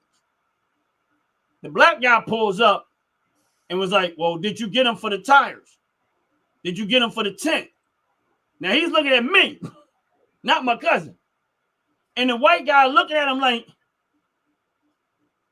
well, no, we just wrote him a ticket, and I wrote him a ticket for speeding. He was like, now, in the state of Pennsylvania at that time, if your tire stuck out further than your body or your car. So the black guy walks up and pulls out a tape measure and start measuring the distance from the car to the end of the thing, right? And then he said, you got limo tint on your car, which it was only tinted in the cargo spot. So he asked me to roll my windows up. Once I rolled the side windows up, he realized it wasn't tinted. It was just the back part. That made it look different. Right, that made it look different. And I'm like, bro, now you can see on this white guy's face, he was mad at the state trooper because he like, all we had to do is write them tickets and send them on that way. You know what I'm saying? They was good. Yeah. He was even trying to talk them out of the stuff that he was doing. Homeboy was not having it. He was trying to write tickets for everything. Oh man, bro, I'm mad. Now my blood is boiling because I'm like, he said, well, what time was their timestamp? And he was like, well, this and that. He said, oh, they're gonna sit for a while. They made us sit out there for 3 hours just to make sure we didn't get home too fast. Procrastinated and made us sit out there for 3 hours, bro. Listen, I'm gonna tell you how mad I was. Once he gave me my tickets, they told me we was free to go. I peeled my tires out and just took off. And I said, I do not even care if y'all pull me over again at this point. 3 hours later. When I say I fishtailed that Jeep, I put it in first gear, gassed that thing up, took my foot off that gas because it was a clutch, and I did not care. I said, y'all can take me to jail at this point. I don't even care. At this point, I want to go to jail. Right. You sound familiar? I want to go to jail. Y'all can keep the car. Shit. I think that at that point they were just like, leave him alone because obviously he that mad. I don't care. I was mad at that point. Like, they y'all understood. just way too far. They understood. Yeah. But the 2 white guys was like, why he was trying to talk like, why you doing it's not that serious. I mean, give them a ticket, let them go about their way. The color of your skin. He said you're a high yellow boy that could afford it. That's what that was. It's a high yellow boy. Yep. I was heated. He said he peeled that then. I was in my 20s when that happened. Early 20s. Out the pit. What's up? What was your favorite game as a kid growing up? My favorite game? Like outside game? Yeah. You sports included or no? No. Hood game. Shit, we used to race bikes around the damn, just racing bikes. Really racing bikes and jumping bikes and stuff like that. That's what you did when you was a kid? I did a lot of stuff when I was a kid. That was one of the. Yeah, we used to. I was big on racing. That was your favorite. Mm-hmm. I'm almost scared to ask what Jay's is. Yeah, the fact that he's looking at me like sideways and like. I'm almost scared to ask. It's like that's why I'm like, I'm like, man, the fact that my shit is so out of this world and foreign racing bikes. He say that's your favorite game. Like, I mean, what the hell I'm supposed to say? In my mind, and Jay's over there like, oh, my favorite game was taking a sledgehammer and tearing down buildings. Yeah, like like for real. But hold on. Okay, hold on. I gotta say, my favorite was two. Well, I ain't gonna say favorite. The ones I really grew to love. I talking about grew to love. I shouldn't say that. What they used to call it, knocking and egging. Negro knocking and egging cars. We in Philly we call that Ding Dong Dixie. Yeah, I don't like that. That sound like a whole nother game, bro. I don't know. That sound like a whole nother game. That sound like a whole nother. That's what I grew up with. I don't know why they called it that, but yeah, I would have played that. Yeah, it was we go ring somebody's doorbell and then go run off and hide somewhere. Yeah, we called it NIGGA knocking. Oh, okay. Yeah, that's what we call it in Florida. Oh, okay. And egging cars. Nah, I don't even know if I want to ask. Why? I don't even want to. I'm scared. Like, what's your what garden tool or utility tool or does it require or something? Like. Look, boy, I remember we used to breaking people's cars and how many dead bodies we can bury in a week? Ron. Well, we used to steal people air conditioning. We used to steal people air conditioning units out their house and stuff, man. Oh my God, the laughter. You know what I'm saying? Can cars skid across water and never sink? I don't know. For real. What? Ron and I had a conversation the other day, pretty much similar to that one. Ron, little nephew had a privilege growing up. He was privileged playing them outside games. Okay. He was privileged because we were jumping roofs and trying to kill ourselves, right? So he privileged. See, that high yellow skin kept him alive most of his life. That's why he's the way he is now. Hey, he living a dangerous life now as he's older. Versus doing it when he was younger. Whoa. Here we. What are we talking about right now? Oh, so now me going 60 in the 50s, living a dangerous life. You just say here so many stories. It's all true. You can call me true story. I know somebody else got that name already. Say it again. I was about to say you can call me true story, but I know somebody else has got that name already. Hey, do they deserve it? Have they met you? Go ahead now. Little nephew, you had a privileged life growing up. And now you decide to be rebellious, speeding? Really? You don't know nothing about speeding. You were running around speeding on bicycles when Ron and I were taking bicycles. Man, please. Nah. Man, look. I remember about to go to jail for being on the school bus. We had batteries. Queen Sackcloth will tell you about it. it was me and the group of us. We had batteries, and as the cars would ride past, we toss it. Yeah, I didn't. That's when I found out what throwing a deadly missile was, or rocks. As the car riding past the school bus, we'll toss it. Bah! And oh man, I was, not thinking. Ron, did that put his life in danger? No, they put mine in danger. No. So he was a juvenile delinquent being high yellow, knowing that he ain't gonna get in trouble because he high yellow. He knew he wasn't gonna get in trouble. That's why he did all them silly things. You see what out the pit? I mean, you see what top to bottom says? Hey, I'm not. Look, I don't know what type of bait he using, but I mean, he the one. I'm the delinquent, but he playing Spider-Man across the damn rooftops and stuff. I was delinquent. I went crazy. Shit. Yeah, I think we just was bored, man. We had fun, but we was no, Ron. Say exactly the fun what it was, came out Ron. of being bored. Ron, you said it better last time. That's why I'm gonna scream now because you said it better than last time. Don't try to clean it up now. Don't clean it up now. First of all, I'm trying not to get baited in too. Hey, go ahead.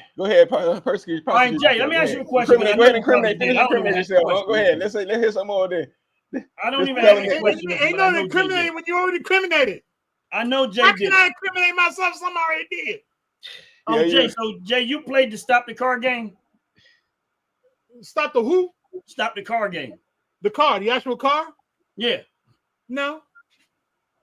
I am shocked. No. Yet you never played. So you never played the game where you hide between two cars and a car coming up the street and you jump out in front of the car to try to stop the car? No. You never played it? Oh, wow. No. All right. I'm alone in that one. We had buses. We couldn't do that. You say we had buses. We don't jump in front of buses. We have more buses than cars in the Bronx. Oh. Hell no. That was a hood game? Yeah, that was a hood game, man. Jumping rooftops. I mean, that wasn't my favorite game. I mean, we did it, but no, that was a game. Yeah. I guess we evolved. We evolved to paintball guns on Halloween and stuff like that. You know what I mean? Tell you, Jay, did you ever play Dead Man? Hell yeah. Oh, okay. That's a safe game. That's for me. What was Dead Man? But see, it wasn't safe when you played on a roof. Yeah, see, nah. You had to play Dead Man on the roof. Nah. How you play Dead Man not on the roof? I'm trying to figure out. Y'all must have been pretty. Y'all, but half our rules in the hood, but you get on that roof if you want to. That'd be going straight through that bit. Ron, please explain to me how you play Dead Man and not on the roof. Because it's safer on ground. No. You gotta play it on the roof. What explain Dead Man? All right, maybe me and Jay not seeing it the same way. Because all right, so there's two Dead Man games. There's a Dead Man game that's similar to like hide and go seek. And then there's a Dead Man game where we played on, like, you draw it out on the ground, and then you got to get you basically you would dig up the tar of the street and you'll fill out like you'll get a top from your mom's house, right? Like the top from the jars, and we would scoop out the tar and fill it up in the top, and then we would step on it, and then we would draw out this game on there. You would have to take the top and try to shoot it to each number. It's weird. I had to show you like a picture of it. Oh, that's Scousies. Huh? That's Scousies. See, you had a different name for it. That's Scousies with numbers on the floor. Yeah. Exactly. Yeah. Four corners. You had we called it Dead Man. We but I'm like, wait a minute. So in my mind, but I'm thinking, you playing Dead Man on a roof? Yeah. And the first one, remember you said hide and seek? It was something like hide and seek. Yeah. All right. So that was another Dead Man. The Dead Man we played was hide and seek on the roof. Was hide and seek on the roof. Yeah. I played that too. If we That's why I had to clear it up. I'm like, wait a minute. He thinking about the other Dead Man. I'm just taking back on how the elders always say we was dumb. Shit, like y'all are. Young, but it was fun. It was a whole lot of fun. A whole lot of fun. You know how much fun it is when you jump across, chasing somebody, you jump across and you tag around the shoulder and you say dead man, and they got a fall right there when you tag them. That's a beautiful thing. Everybody's trying to tag somebody in midair. You had to have some real good long arms to tag somebody else in midair. We used to play, Jay. There was a abandoned building, and it was a real big abandoned building off the train tracks where we are, and we used to play dead man in there. Because the building was like I don't think it was 6. It was probably about 4 stories high. But it was so old and dilapidated inside that a lot of the floors was rotting out in different spots. Right. You had holes that you had to jump over or make sure you don't walk over and stuff just in case you misstep somewhere you're going through and you're going down to the next level, which is probably about maybe a 15 feet drop. Oh, okay. Hell. Nah, so we would play dead man in that building until they eventually tore it down. But it was more fun in there because it was the building. Okay, it was an abandoned building that was I think it was 4 stories high. I'm gonna say 4. I don't remember exactly, but what happened was it was like a warehouse thing, but they had like ramps inside to get to each level. But the floors were made of wood back then, and a lot of it was rotting out. Right. Plus, the roof had holes all up in it too, so water. Okay, all right. Construction site, basically. Okay, yeah. It wasn't a construction site; it was just an old building that they abandoned, and it just started, deteriorating. Okay, yeah, it should have been a construction site, like it should have been down. Yeah, but they eventually tore it down. But we used to play in it all the time. I bet they take them nothing to knock that building down. That y'all, they probably could have came and blew that damn thing down. Y'all up in there. I mean, we got caught in it many times. Oh, here he go. Now he got it. Oh, yeah. Jump from this side of the building. This is one building. This is one side of the building to the other side of the building. You see that big ass gap there? Yeah, and I can see you jumping your ass across it too, huh? Like, look. You see that big ass gap? Oh, yeah. Hold on. Oh my God.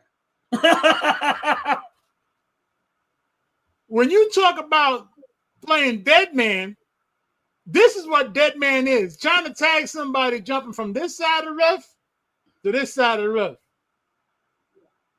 Come on now. Yeah, I see why they called it dead man. Exactly. That's a 7-story building. And what was the rule? How many rules was it? 3. Don't die. 1, don't die. Yep. Don't die. Don't tell your parents. Yep. And don't get caught. Don't get caught. Yeah, unless you die. Mm-hmm. Thank you, Tracy. God bless you. Later, Tracy. Appreciate you. Thanks for stopping in, Tracy. Appreciate you. Yes. Tracy, hopefully I didn't discourage you to be dealing with anybody who crazy. Oh man. Yo, Jay off the roof, bro. Jay is off the roof. Literally. Literally off the roof. How many times somebody died jumping across them roofs? 0. Wow, that's amazing. 0. And they out the pit. That ain't what happened. They changed the game. They said now we gotta go. When they fall and die, now we gotta go play the game of how many dead bodies you can bury. Oh no! Seriously, nobody, none of the kids on the block died. Oh no, I'm just kidding. I believe you. No, seriously. How many was in critical condition? Huh? How many was in critical condition? None. No legs broke. Nope. Because I'll be honest with you, that building is further apart than the ones I was jumping. Yeah, that's where that's where that 6'3" height came in, huh? I know. Look, man, but I'm 5'9", man. Ain't no way in heck, bro. I'm gonna hold on. I want to show you. Hopefully it'll show it. I'm gonna keep my fingers crossed that it shows it. If it shows it, we golden. If it don't show it, then I'm out of luck. But I'm gonna try. Hold on. Because a lot of people don't understand some things of growing up, right? Now, hold on. I'm gonna try something. This right here, this the building where I grew up at, right? Well, not most of my upbringing was this building here, right? This building right here is where I grew up most of the time. This right here this is the window. That's the kitchen window right there. That was my bedroom window, right? We started playing from this side, jumping from this side of the building to this side of the building. From there.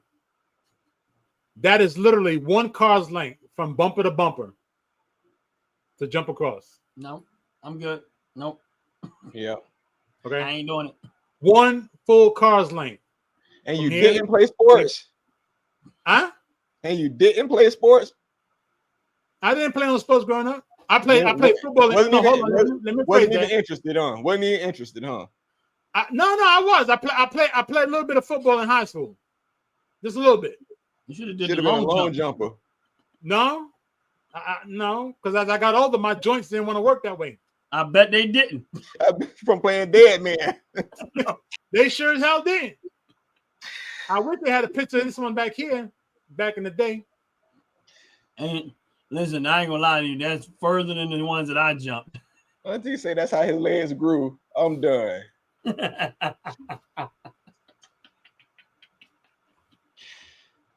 She said that's how his legs grew. Oh, hey, they had to on They site. had to. On site. The legs are growing to save his life. Ron, What you doing it barefooted or you had shoes on? No, we had sneakers. We had Pumas. Okay. Well, I guess that's the stuff, man. You know, we do that. We had to do everything barefooted. Yeah, them Pumas are not helping that jump. Nah, they holding you. That's one. That's weight holding you down. You need to be aerodynamic. You got to be aerodynamic. No, the Pumas and Spaldings had wings, man, way before Red Bull. Oh yeah. We had wings before that. He jumping across. He was in some Converse when he was doing that. Man, damn real. Hey, Julius Florida, we take our shoes off. Did the best jump ever in them damn Converse. We thought the same thing. Converse, Nike, Jordan. We took our shoes off. So hold up. You take your shoes off, you ain't gonna have them no more, man. So y'all did it. Y'all did that stuff barefoot. We fasted with our shoes off. So you mean to tell me you white-footed? Say it again. So you mean to tell me you high yellow with a white foot? Yeah, I am. Yeah, I think we went African style. It worked for the ancestors, I guess. So shit. Well, I guess it really didn't. They went too fast. That's why I'm saying he white foot. It is because that is the way we chase gazelles. We chase gazelles with nothing on our feet, so we actually say and on concrete by the horn. As Queen on concrete. Look on an everyday race, man. Okay, you might have you, but when it really came down to it, somebody who we kicking shoes off. We kicking shoes off and barefooted. See up here, that's two women getting ready to fight. I kid you not. Hey, hold up. They came off for them too. You know what I'm saying? Is it? No, nephew, you serious? Yeah, we did everything shoes off. We had to take shoes off. Like for fighting, maybe not so much fighting. Like that was more the females, but for stunts and aerodynamic, shoes off. Running, racing, shoes off. I got to give you a big ups on that one because I couldn't take my shoes off. Hell no, I had real soft feet. Hey, I don't know why my feet so soft now. Your feet soft now. You were running around that white sand. We played football on the concrete road with shoes off. See, that's why your feet soft now. My feet are the opposite. I don't tenderize them throughout the. Damn real you did. You don't tenderize them suckers. Yes, indeed. Mine is just the opposite. You can run over them with a Mack truck and they're still standing up. I mean, I've ran in my shoes off, but that wasn't always intentional. Nah, socks. Nah, and see, you can't have socks on because that makes you slip. So when you lay that foot across that foot grip that concrete like that, there, but say, hey, nah. I'm dead serious. Maybe it's a Florida thing, but anytime for real. I'm be honest with you. We ain't doing that in the city of Philadelphia. It's too trashy. I ain't never listen. Hold on. I'm gonna try. Hold on now. I'm gonna try something here.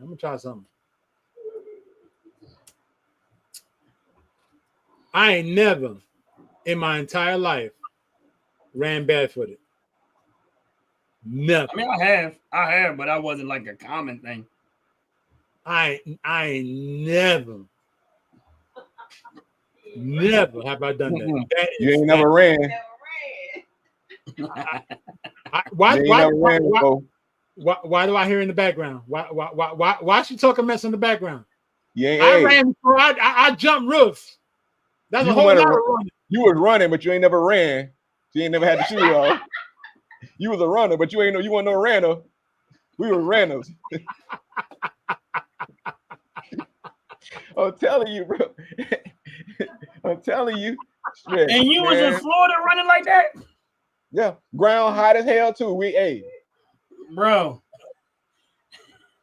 You listen, man. Hats off to you, man, because they ain't knew. I mean, I ran with my shoes off before. I had to one time because the house caught on fire. I was standing in my grandfather's house, but that was the worst. It was snow outside. I had to run home. I had to run to my family's house and snow barefooted. Man, shit. Man, my mama. Go ahead. What the hell? I'm saying my mama. That one I was on the video. Right. I think I was probably she was in her 40s, late, probably mid 40s.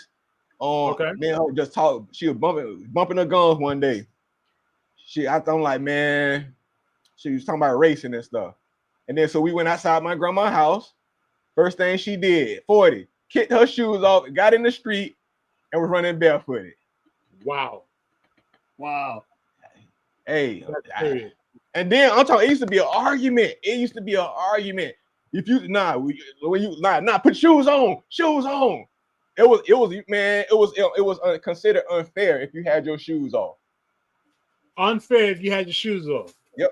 If I race you, if OG or one of y'all was race, like we went outside back then and raced or whatever, and I took my shoes off, a lot of people, like my people, they were like in Florida, they were like, man, you had your shoes off, so what? You cheated. It was considered unfair. Dead serious.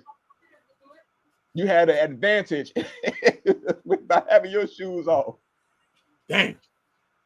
Yep. Yeah, I don't know, man. Like I said, a couple of times running like that, but that wasn't normal up here. Man. That wasn't. Philadelphia is too dirty. You don't want to do that, bro. Man, shit. We used to be at the bus stop in them. You pick up an incurable disease. Shit. We used to be at the bus stop in the morning before school. It'd be on the curb. It'd be Jordans and Nikes, a whole bunch of shoes just lined. The boy shoes are lined up. We out there with a plastic bottle playing killer carry, barefooted. Boy, we would have had a blast taking a whole bunch of sneakers back in my day. I know. We would have been selling sneakers like it was hot, like it was like. First, we weren't gonna mess our shoes up like that. We big on sneakers around in Florida. Oh, well, a lot of the world, I guess the word, that's everywhere. But we made sure, we kick, man, please. It'd be shoes lined up all the way, about 20 yards of shoes. You would have been stealing them. Damn real. Back in my day, if you left your sneakers off your feet for more than 5 minutes, they were gone. Gone. So you went to go race somebody, and me and Jay sitting there, we gonna look at each other. So which one of us gonna take them? That's right. That's exactly how it was. Listen, I was shell shocked when I went to Ohio the first time, and I'm looking at everybody. They got all their bicycles and stuff sitting outside, and it's like at nighttime. And I'm talking to my cousins. I'm like, y'all just leave y'all bikes laying out like that? Y'all ain't worrying about nobody taking them? They was like, man, no, we do that all the time. I was like, man, you do that way. I'm man, that joint be gone. He said sometimes we'll ride each other's bike and bring it back. Bring it back. If you knew the person, if you was cool with them, you bring it back. Yeah, I mean, but they would do that down there like normal. Like man, please. I was ready to stop. I said, man, they keep playing with me. I'm gonna be packing all these bikes up in my Jeep and taking them back to Philly and sell them. Hey, for real. The funny thing is, I thought it was a black thing. It didn't even make sense to me. I swear, I'm just finding out now. Like, I thought that was a black thing. Right. Well, nope. Guess it's a Florida thing. Nope. Me, Queen sitting here talking about some wow. Talking about some wow. For real. I thought it was a black thing. Yeah, I never I'm gonna have to make a poll. I'm gonna have to make a poll on YouTube now. Yeah. Y'all cultures, man. Inside of even. Yeah. I mean, me and Jay from up north, so we kind of get damn sure ain't no roof jumping. So hold on. No. Slow down, Ron. Slow down. I came from Florida up to New York. Why? I tell you what. Next Friday on the Out the Pit podcast, you can re-ask that question. Because that's when it's gonna come up. I'm like, bro, ain't no way. I can say it like this. Them bad habits is because we just wanted to really just try to be better than somebody else, man. Honestly. The stealing? Yeah. We wanted to be better than somebody else. I stole because I wanted stuff. I did it because I ain't had stuff. I did it because I wanted to be better than somebody else. Man, I better not ask my parents to buy me a bicycle. I get beat for that. See, I didn't take bikes. I got my bike stolen. That's because you didn't take bikes. Yeah, because you didn't take bikes. I was stealing money and stuff like that. I was in more so. You can buy a bike with that, so it's cool. It ain't cool because we grown and we know better. Yeah. Of course. As kids, we were soldiers at Stolen Huffy with a banana seat. Oh yeah. Real simple. I know a lot of cats who stole bikes though. So hold on now. So if Out the Pit did almost all his stuff barefooted, that means he don't know about iron roller skates. I've seen them, but no. I'm gonna tell you what else he don't know about. He don't know about them spike pedals on the bike. Ooh. Shit, we had some of those. We had some of the spike pedals. You had spikes on your pedals? Some of them. Until they stopped making those things around, And you rode that barefooted? Yeah. Yeah. Look here. Out the Pit, can I say he got bad feet, man? He got African feet. Yeah. I promise you, I got some of the best feet. I can't make it make sense. I told you I got the favor of God. Look here. You got beat. Yo, listen. There's this funny thing that's called OnlyFans on a website. Since you got good feet, how much they make off that? They're not gonna know. I'm gonna have OG candle lit around there, making the whole video around there. Have the move set, everything. Some Luther playing in the background. I'm gonna have that Ron's Opinion Republican red candle burning, boy. I'm gonna step up in there. All you gonna see is ankles down, bro. That's it, bro. While you're massaging that foot, going all in between the toes and stuff, right?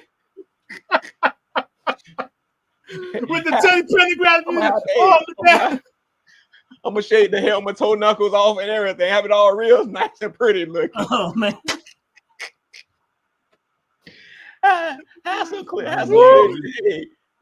Have some clear polish on my toenail, get it manicured and all that. There ain't gonna be no salt linen stuff between the nothing, bro. Hey, for real, please try me. Let me find out it's a bad.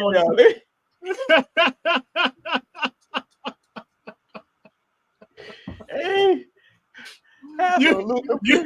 you can't say you ain't got passive income now. I know. Hey.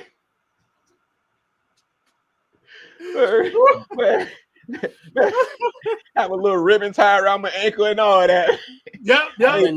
But like I'm taking the shoestring off real slow. There you go. Just like that. Yep. If me and Jay was to do that, we'll get sued. What? Way the far end. They be like, "What's wrong?" Yeah, I can't do that with my feet. Woo. Hey, wait. I go buy a special ottoman for it too. Internet to shut that down real quick. I tell you, little nephew go up there with his feet. All you're gonna hear is this in the background with the Ron's opinion candle. Turn off the lights. Light a candle. Hey, for real. Hey, he gonna break that candle off and be pouring that hot wax all over his toes. Yeah, That hammer toe gonna get some real smooth, making all them sexual sounds. Ooh, ah.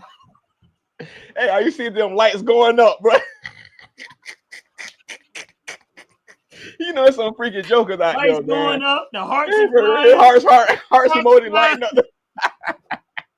Little clouds of money bells ringing.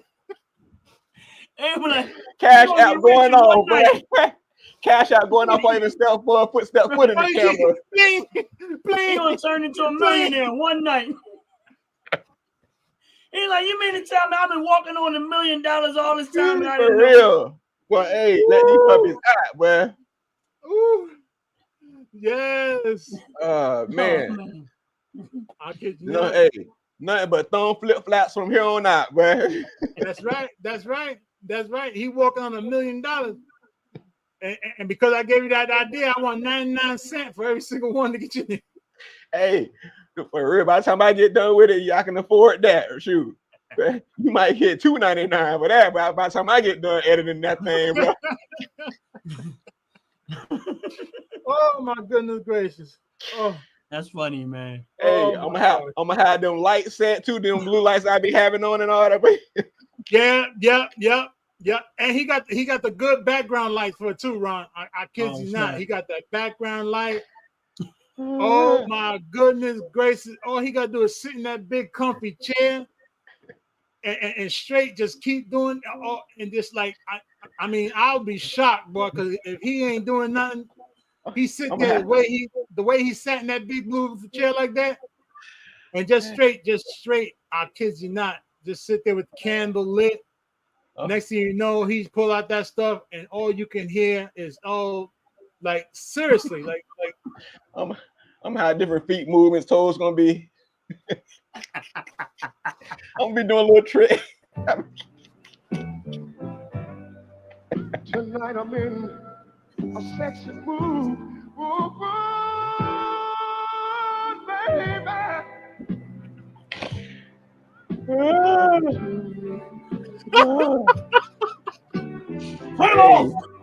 Girl, you're the only one in this whole wide world that Hey, all you gonna hear is, y'all get them likes up. Get them likes up. Talking real sexy and stuff.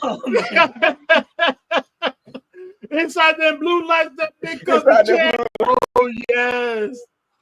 Get them likes. Hilarious. Oh my goodness gracious! It be over. Like, share, and comment. Ain't gonna be a whole lot of comments, boy. I tell you like that, it's gonna be a whole lot of comments. That is crazy, man. That's funny. Listen, at the end of the day, it's all about laughter, man. It's all about laughter. Yes, it is. All about laughter. I mean, we covered a whole bunch of stuff, and you know, it looks like we could definitely keep going on and on and on. Yeah, we got shut down. Yeah, I gotta get something to eat. Yeah, messing But around hey, with now, y'all. I already Ain't got nothing. screamed at. I got screamed at an hour and a half ago. Y'all kept me longer than I was supposed to. I got screamed at. Thank you, Auntie. Thank you. We appreciate you. Thank you, Queen Sackcloth. You know, You know, we appreciate y'all letting it go on there. Ron, the only one that don't have anybody in his ears telling him to stop because they can eat. You see, you missing the point. They happy. I'm out the way. they probably like, no, get off. You got jokes. No, give it another hour, baby. You good? You They good? like, no. Keep him over there. Y'all cooking. Keep going. They like, I had 3 hours apiece. Woo. Woo. You want to hear something funny? Please do. I can smell the candle. Oh, speaking of, that's right. Hold on. Seriously, out the pit, you got one of the candles, one of Ron's candles. Correct. You talking about the one that he sent? The one he sent. Okay, yeah, I got it. We actually finna go. I didn't open it yet because we was gonna do an unboxing and then post it. Oh, okay, cool. I like that. Yeah, you know, we gotta turn it into content, you know. Yeah. And then show y'all some appreciation too. Shout y'all out too, both of y'all. Yeah, appreciate it. In all honesty, I need you to tell me honestly. Tell me what you think. Okay. About it. Okay, right? then I'm gonna light it then. Yeah. Okay. Just let me know what you really think about it. Now, Jay, here. Wow, it's still in the box. Told you. And please understand, any type of tweaking that you recommend, please let me know. Seriously. Okay. Now, Jay, I can let you know right now. This smells wonderful, man. Like I can tell that it's lit. I haven't even been through the house and I can smell it. I took the rest that I had to my family reunion because it's gone. I have no more. Damn. I have no more. They're all gone. Everything I had is gone except for mine, personal. Are you serious? I'm dead serious. They're all gone. Good gosh. Gonna be a lot. So you of know I'm going to eventually have to see you again, but they're all gone. Hey. Wow. Yeah, I took everything I had, and my cousin. I'll talk to you about it later, Jay. I got a family member. It's up to you guys what you want to do, but he's looking for something else to do, and I was telling him what you guys do as far as top to bottom hair and skincare. Okay. So you know, it's not really about money with him. He's just looking for something to do. So y'all might have I'm not gonna put it out there too far, but just say there's a pot. You can talk to me about it if you want to talk about it later. But he was asking me about y'all might have somebody that might want to be like a salesperson up in this area. If it gets to that point, I don't know. But I was telling him about what y'all do and what y'all make and stuff like that. And I was like, I told him, I said, I don't know how that will work out, but I will just put it in his air, man, because you know, it is my hope that you guys really blow up, and because I think y'all make wonderful products. Really, honestly, the candles off the roof, like, it smells wonderful. I have no complaints about it. I have nothing that I would ask you to tweak. Ain't nothing I want you to change. I only wish I'd have had more when I had them, but I didn't know. You know what I mean? I did not know. But I didn't know that it was going to go the way it went. But everything that I had is gone. I have none but the one that I personally have, my own. But outside of that, I got, you know, just know that you guys are in my head when I'm not on these lives. You know what I mean? And appreciate that. And any way I can, you know, and I'm quite sure top to bottom. I mean, out the pit and anybody else that's on this live. Yeah. Will, you know, doing whatever they can on the outside of this is that Facts. any way that we can. And you know, I'm hoping and praying, man, that you guys blow up, man. I really believe in your product. I mean, I know this is a little off script, but I really believe in what y'all doing. I mean, you know, and I, you know, so just to know that when you guys just know that you guys unofficially got a salesperson and I'm up here preaching. I mean, like I'm putting you guys out any way I can because I really hope that you guys I I want to see you guys make it, man. I really do, and it's embedded in me. You know what I mean? It's part of my being right now, and can't tell you how I got there. I just believe maybe that's just what God wanted me to do. But just to let you know that it ain't just on these lives that you guys are in my mouth. That's all I want you to know. Matter of fact, do y'all have like a little commercial on y'all got? I could throw in like in my my podcast and stuff. When I edit, I could throw a commercial in there. You feel me? Yeah. No, but if you want to make one for us, okay, we could talk about cost after. Okay, don't worry about that. Don't worry about that. Hey, Listen, I ain't gonna hold you. That beer. Time out. I'm gonna say to you. You ready to get scolded? Hold on now. No. I'm just joking, Jay. Yo. He said something to me, and I'm gonna throw it right back at him. I'm gonna see how he responds. I don't like nothing free.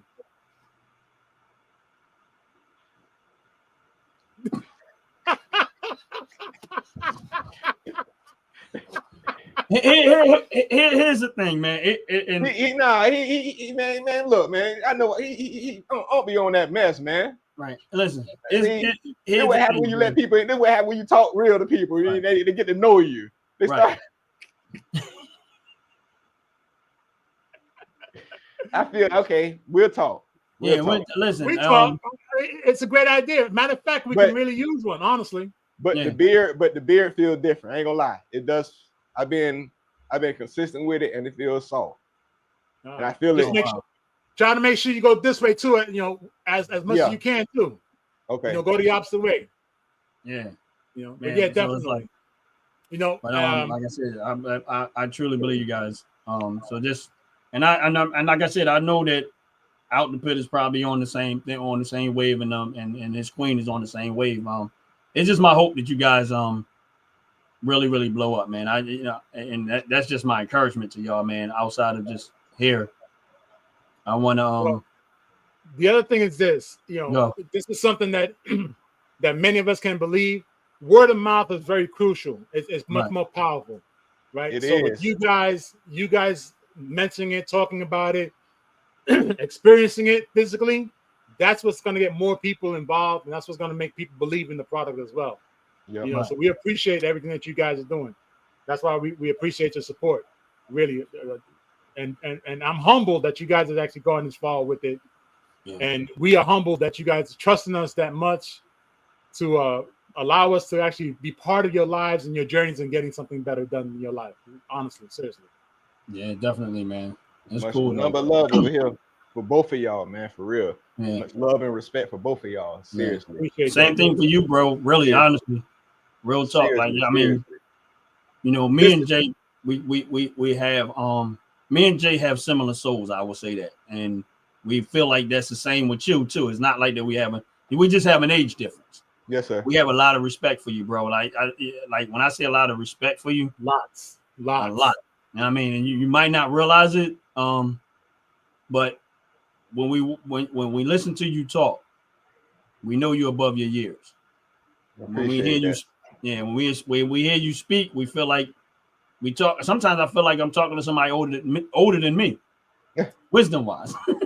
Appreciate that. You know what I'm saying? So it's more of a respect level, and I mean, none of us are better than the other. We're all equal, but we do have a level of respect for each other, man. And and I just encourage you, man. I heard you talking about you was about to get into making some shirts, right? Yes, sir. And shout out to Unc and Auntie, man. Please, when you looking out again. When it comes to that type of stuff, that's definitely when it comes to that type of stuff. And I know Jay probably feels the same way, and top to bottom, and them feels the same way. When you guys get up and ready, I got y'all. I will promote you. My platform is your platform. You need the help, whatever help I can contribute to that, as far as advertisement wise or whatever case may be, and even being a customer. Just let me know, because I was going to people about some shirts already. You know what I'm saying? But one person I went to, they couldn't do what I wanted to do. So, if I can't get this second approach I make, then you guys, and if you guys get up and running, and if I can send that work that way, I will. I mean, because I had somebody else. I got to take care of Aunt first, but then we on. No, it's cool. We on it, man. Only reason why listen, if I didn't have the other person that I was about to approach first, it'd have been yours. Yeah. That business on my end would have been yours. But I'm cool. Look, I get it. We actually have people who've been trying to get us to do pajamas and everything. You feel me? We just been trying, like, we really have a lot of, but we gotta take care of first thing first. You know what I'm saying? And that's much respect to Unc and Auntie. And like I said, and I still, still got the utmost respect for you too, OG. Definitely though. I think I met Unc through you. Through your channel. You know what I mean? Yeah. So like I say, when I first saw you, like, it was like, man, I like this guy. You feel? You remind me of both of y'all remind me of family, but you talking about you right now, you specifically remind me of my uncles. You know what I'm saying? Like just the family members, and not the bad ones, not the ones I can't. You know what I'm saying? Not them. But the more I learn about you, I'm starting to realize you ain't shit. Nah, I'm just playing.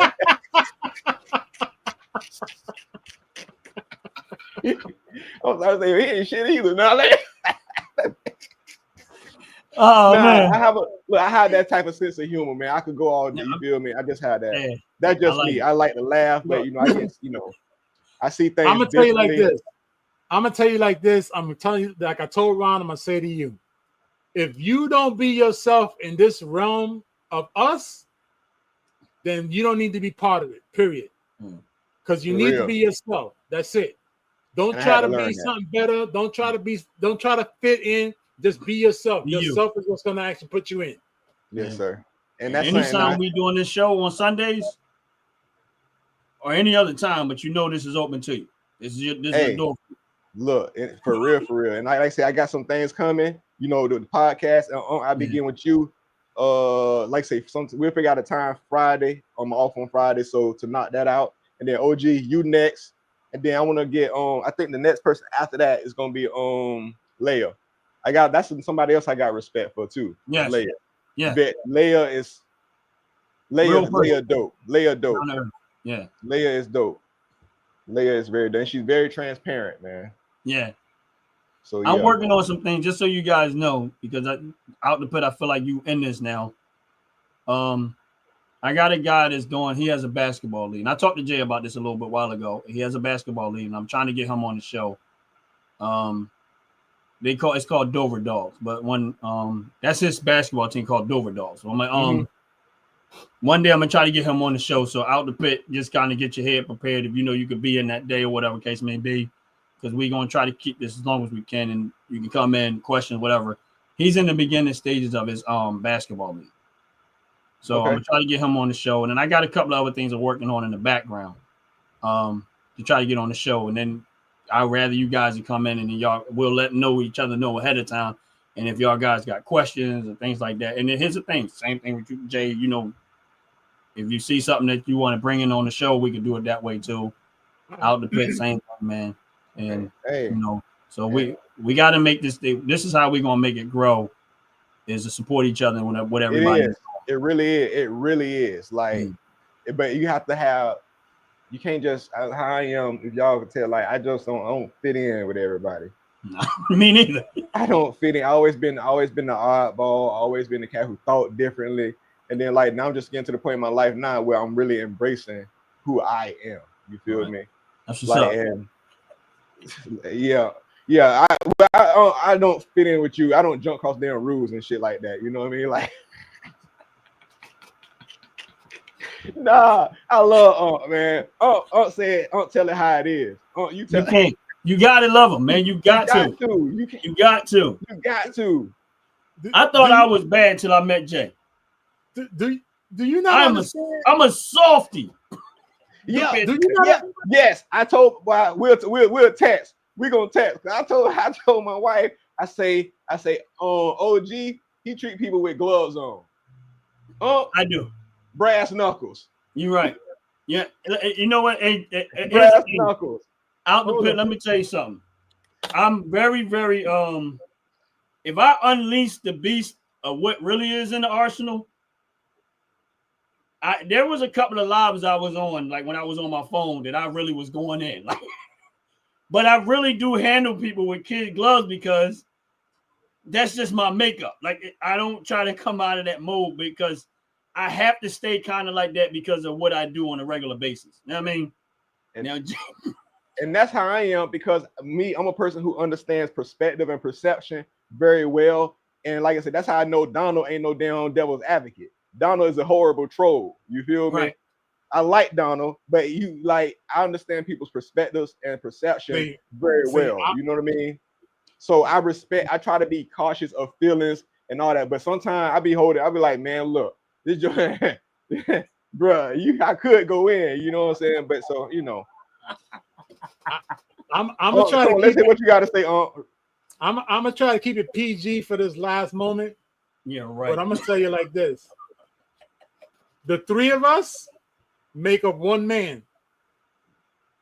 When you really think about it, mind, body, spirit. That's right. Because when you really think about it, remember, man has three sides. He has a good side, he has a bad side, and he has a side that nobody really wants to learn. I'm the side nobody wants to learn.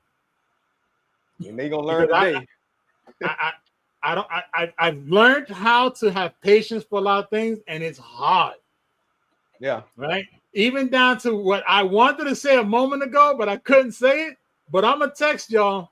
Yeah. All I'm gonna say is watch for the text that says leap lizard. Okay. When you see the text message that says leap lizard, then you understand where I'm going and why I need to hold my tongue.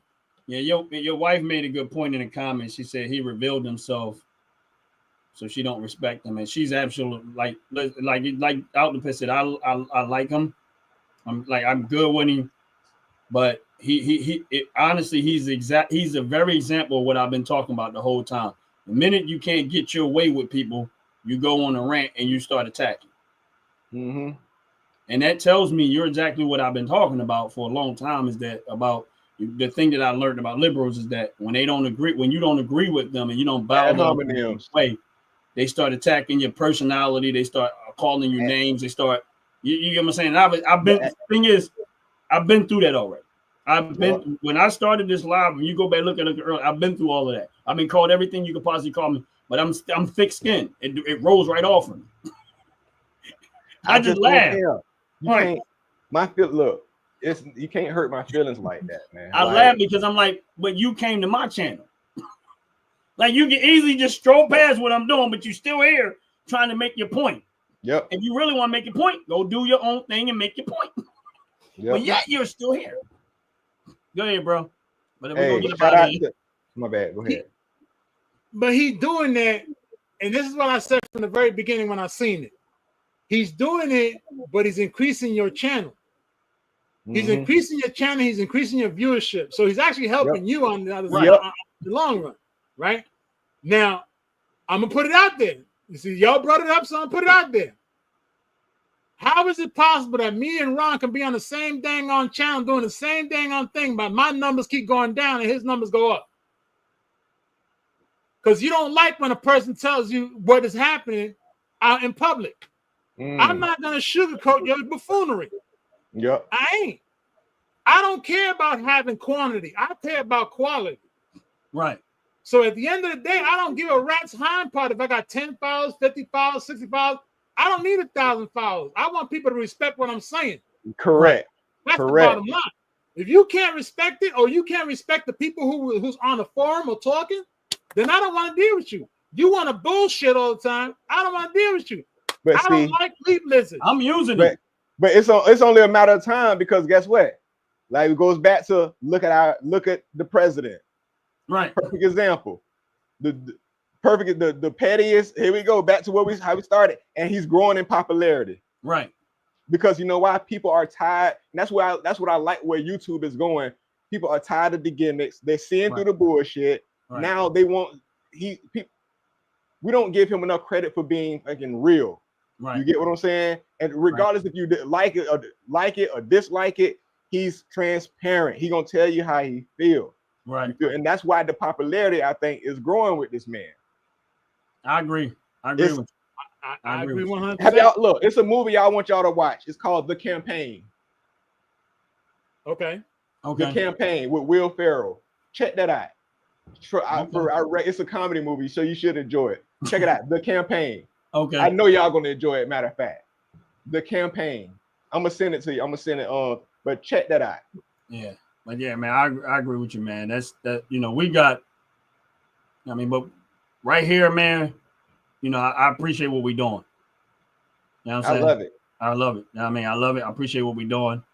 I mean, Jay, I'm glad we got to know each other. I mean, and y'all can't. Hold on. I already pulled it up. Hold on. I already pulled it up. Yep. I'm gonna look at it tonight. Yep. OG, check that out. 2012. Yeah, like I said, I appreciate you guys, man, coming on the live. Hey, listen, I appreciate you guys. Ron, Yeah. I said this to you before, and I'll say it again. We got so much stuff in common to discuss. I know. Okay. I appreciate you allowing me into your realm. Little nephew, I told you this over the phone. I'm going to say it publicly because right now we're on the international web. And I'm going to say it like this. I am humbled that you allowed me into your realm and let me be part of your realm in this facet. Because what happens is this. As an old brother like myself, talking to a young brother that has an old soul makes me feel good. Because we're gonna learn a lot of things between each other. And that's all it's about. And I'm gonna say this: I'm humbled that y'all understand my realm to even want to be a part of. That's what my biggest issue is, with people not understanding where I'm at. Yeah, man. But like I said, I enjoy you, man. Like I enjoy what you brought to the table, your intellect, how you think. You know what I mean? I'm like, man, this brother's he on another level. He above his time. That's the way only way I can explain it. He above his time, man. It was just like, you know what I mean? So that's how we learn from each other, though. Facts. Iron sharpen iron. There you go. There you go. And so, and like I say, I'm always a student. I'm always a student at the end of the day. I'm always gonna be a student. A career student for nothing. But I'm gonna tell y'all something about Donald, right? This is the hilarious part before we get off this live is that go ahead. Every time we get off the live, I go down one subscriber. And I come back with a subscriber. I know it's him, right? Okay. I'm like, he can't stay away. As much as he want to, he can't help it. He can't stay away. So at some point, he might not like what we're saying, but we've got one thing about truth is it might hurt, but you know it when you know it, even if you don't want to accept it. So there's something in him that don't want to deal with us, but there's also something in him that keep drawing him back here. Yep. And that's why, and like I said, I respected him when he got on y'all platform the last time, because a lot of people light the comment section up and won't get on there. So because when you have to express yourself, I mean, he ain't get on there with the same smoke that he was in the thing, but regardless, when it comes to having a conversation and being able to express yourself verbally, that's a whole nother realm. Right. That's a whole nother realm. Everybody ain't ready for. Everybody ain't built like that. You feel me? And you have to have some type of, you got to be a good listener. You feel me? You have to comprehend. And so, but Donald all right with me. If you listen, right Donald, you all right with me. You all right with us, Donald.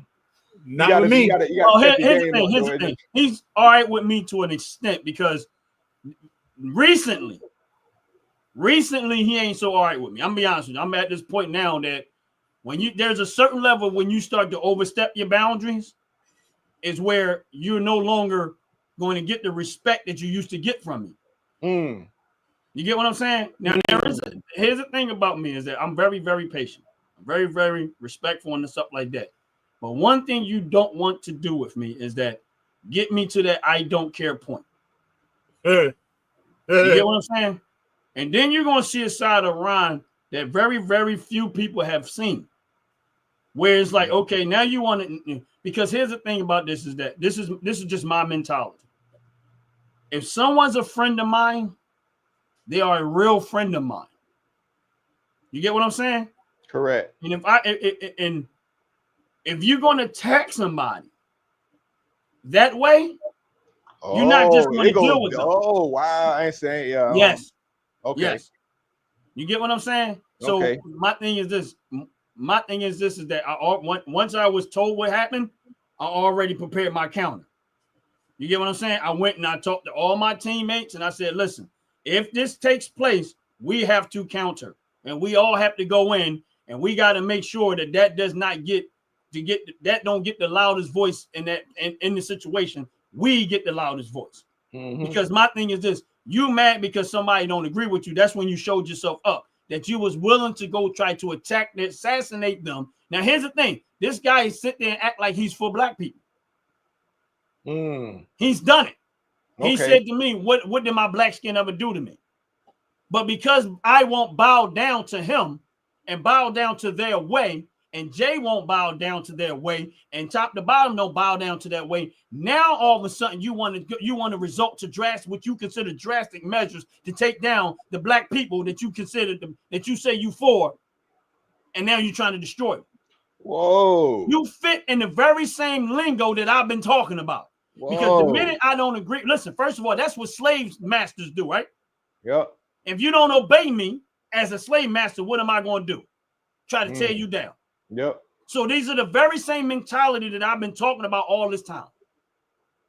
Nobody that's going to be a tyrant or a tyrant is not going to allow you, is not going to give you your freedom to speak what you want to speak, do what you want to do, have the type of weapons you want to have. A tyrant is not going to do that.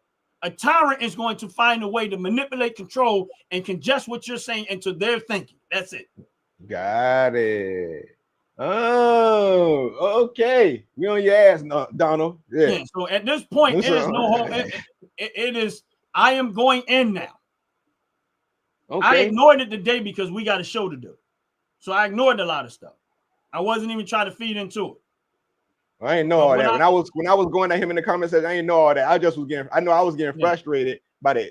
You know. Right, but at this point, I didn't want to disrupt the show and go that route because we was enjoying ourselves. Yeah. And I'm not going to erase the enjoyment that we had to focus on that. Respect. But at this point, it's no hold bar. Now you're going to get the side of me you're not going to like. That's all I'm saying. You're going to get the side of me that you're not going to like.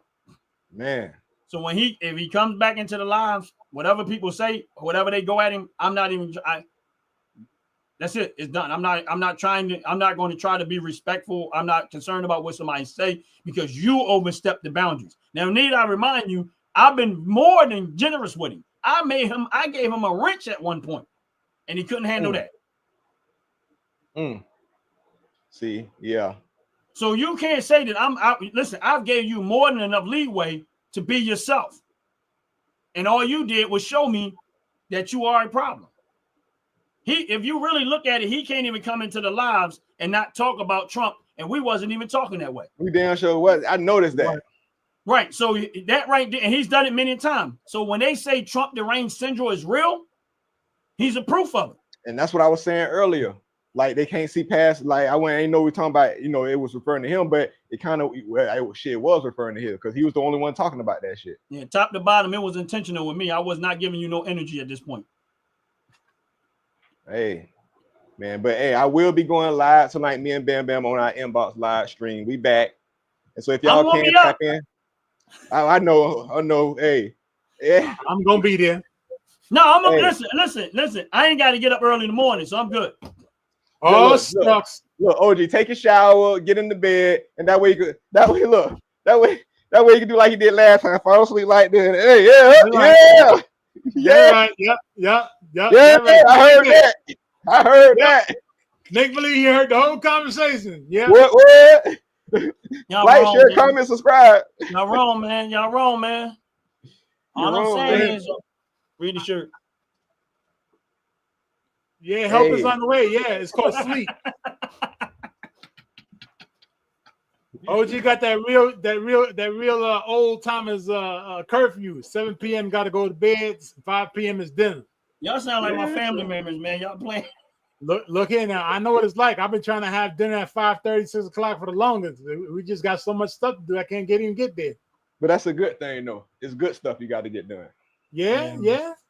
That's good. It's a discipline I always had, and I can't. It's hard to break out of that mode. Like my body just is because I've always gotten up so early in the morning. My one job, I had to get up at 1 o'clock in the morning to get to. Oh, see, I ain't nothing. Gee whiz, no. I did an overnight job. I did an overnight job maybe twice in my young age, and that was it. I said I ain't never waking up for anybody if I ain't making my own money. It's got to be my money for me to be overnight, not somebody else's. Nope. What's up, man? Nope. I hear that. Nope. Hey, but fellas, Yeah, I'm gonna say we gotta get him out of here, bro. It was long overdue. Ron got a long voice. I'll holler at you later, OG. Yep. If you man. when you God bless everybody, man. Or, on your cat, in between in and while you being in and out, we'll hope to see you later. You know what I mean? Well, I'll be on your live a little bit later. I already know. We'll catch up when we catch up. Yes, sir. Yes, sir. Love you, man. Be cool, man. Love you, man. Love y'all, man. For real. All right, Jay. See y'all later, man. Y'all have a good one. Always a pleasure. Peace. Yes, Peace.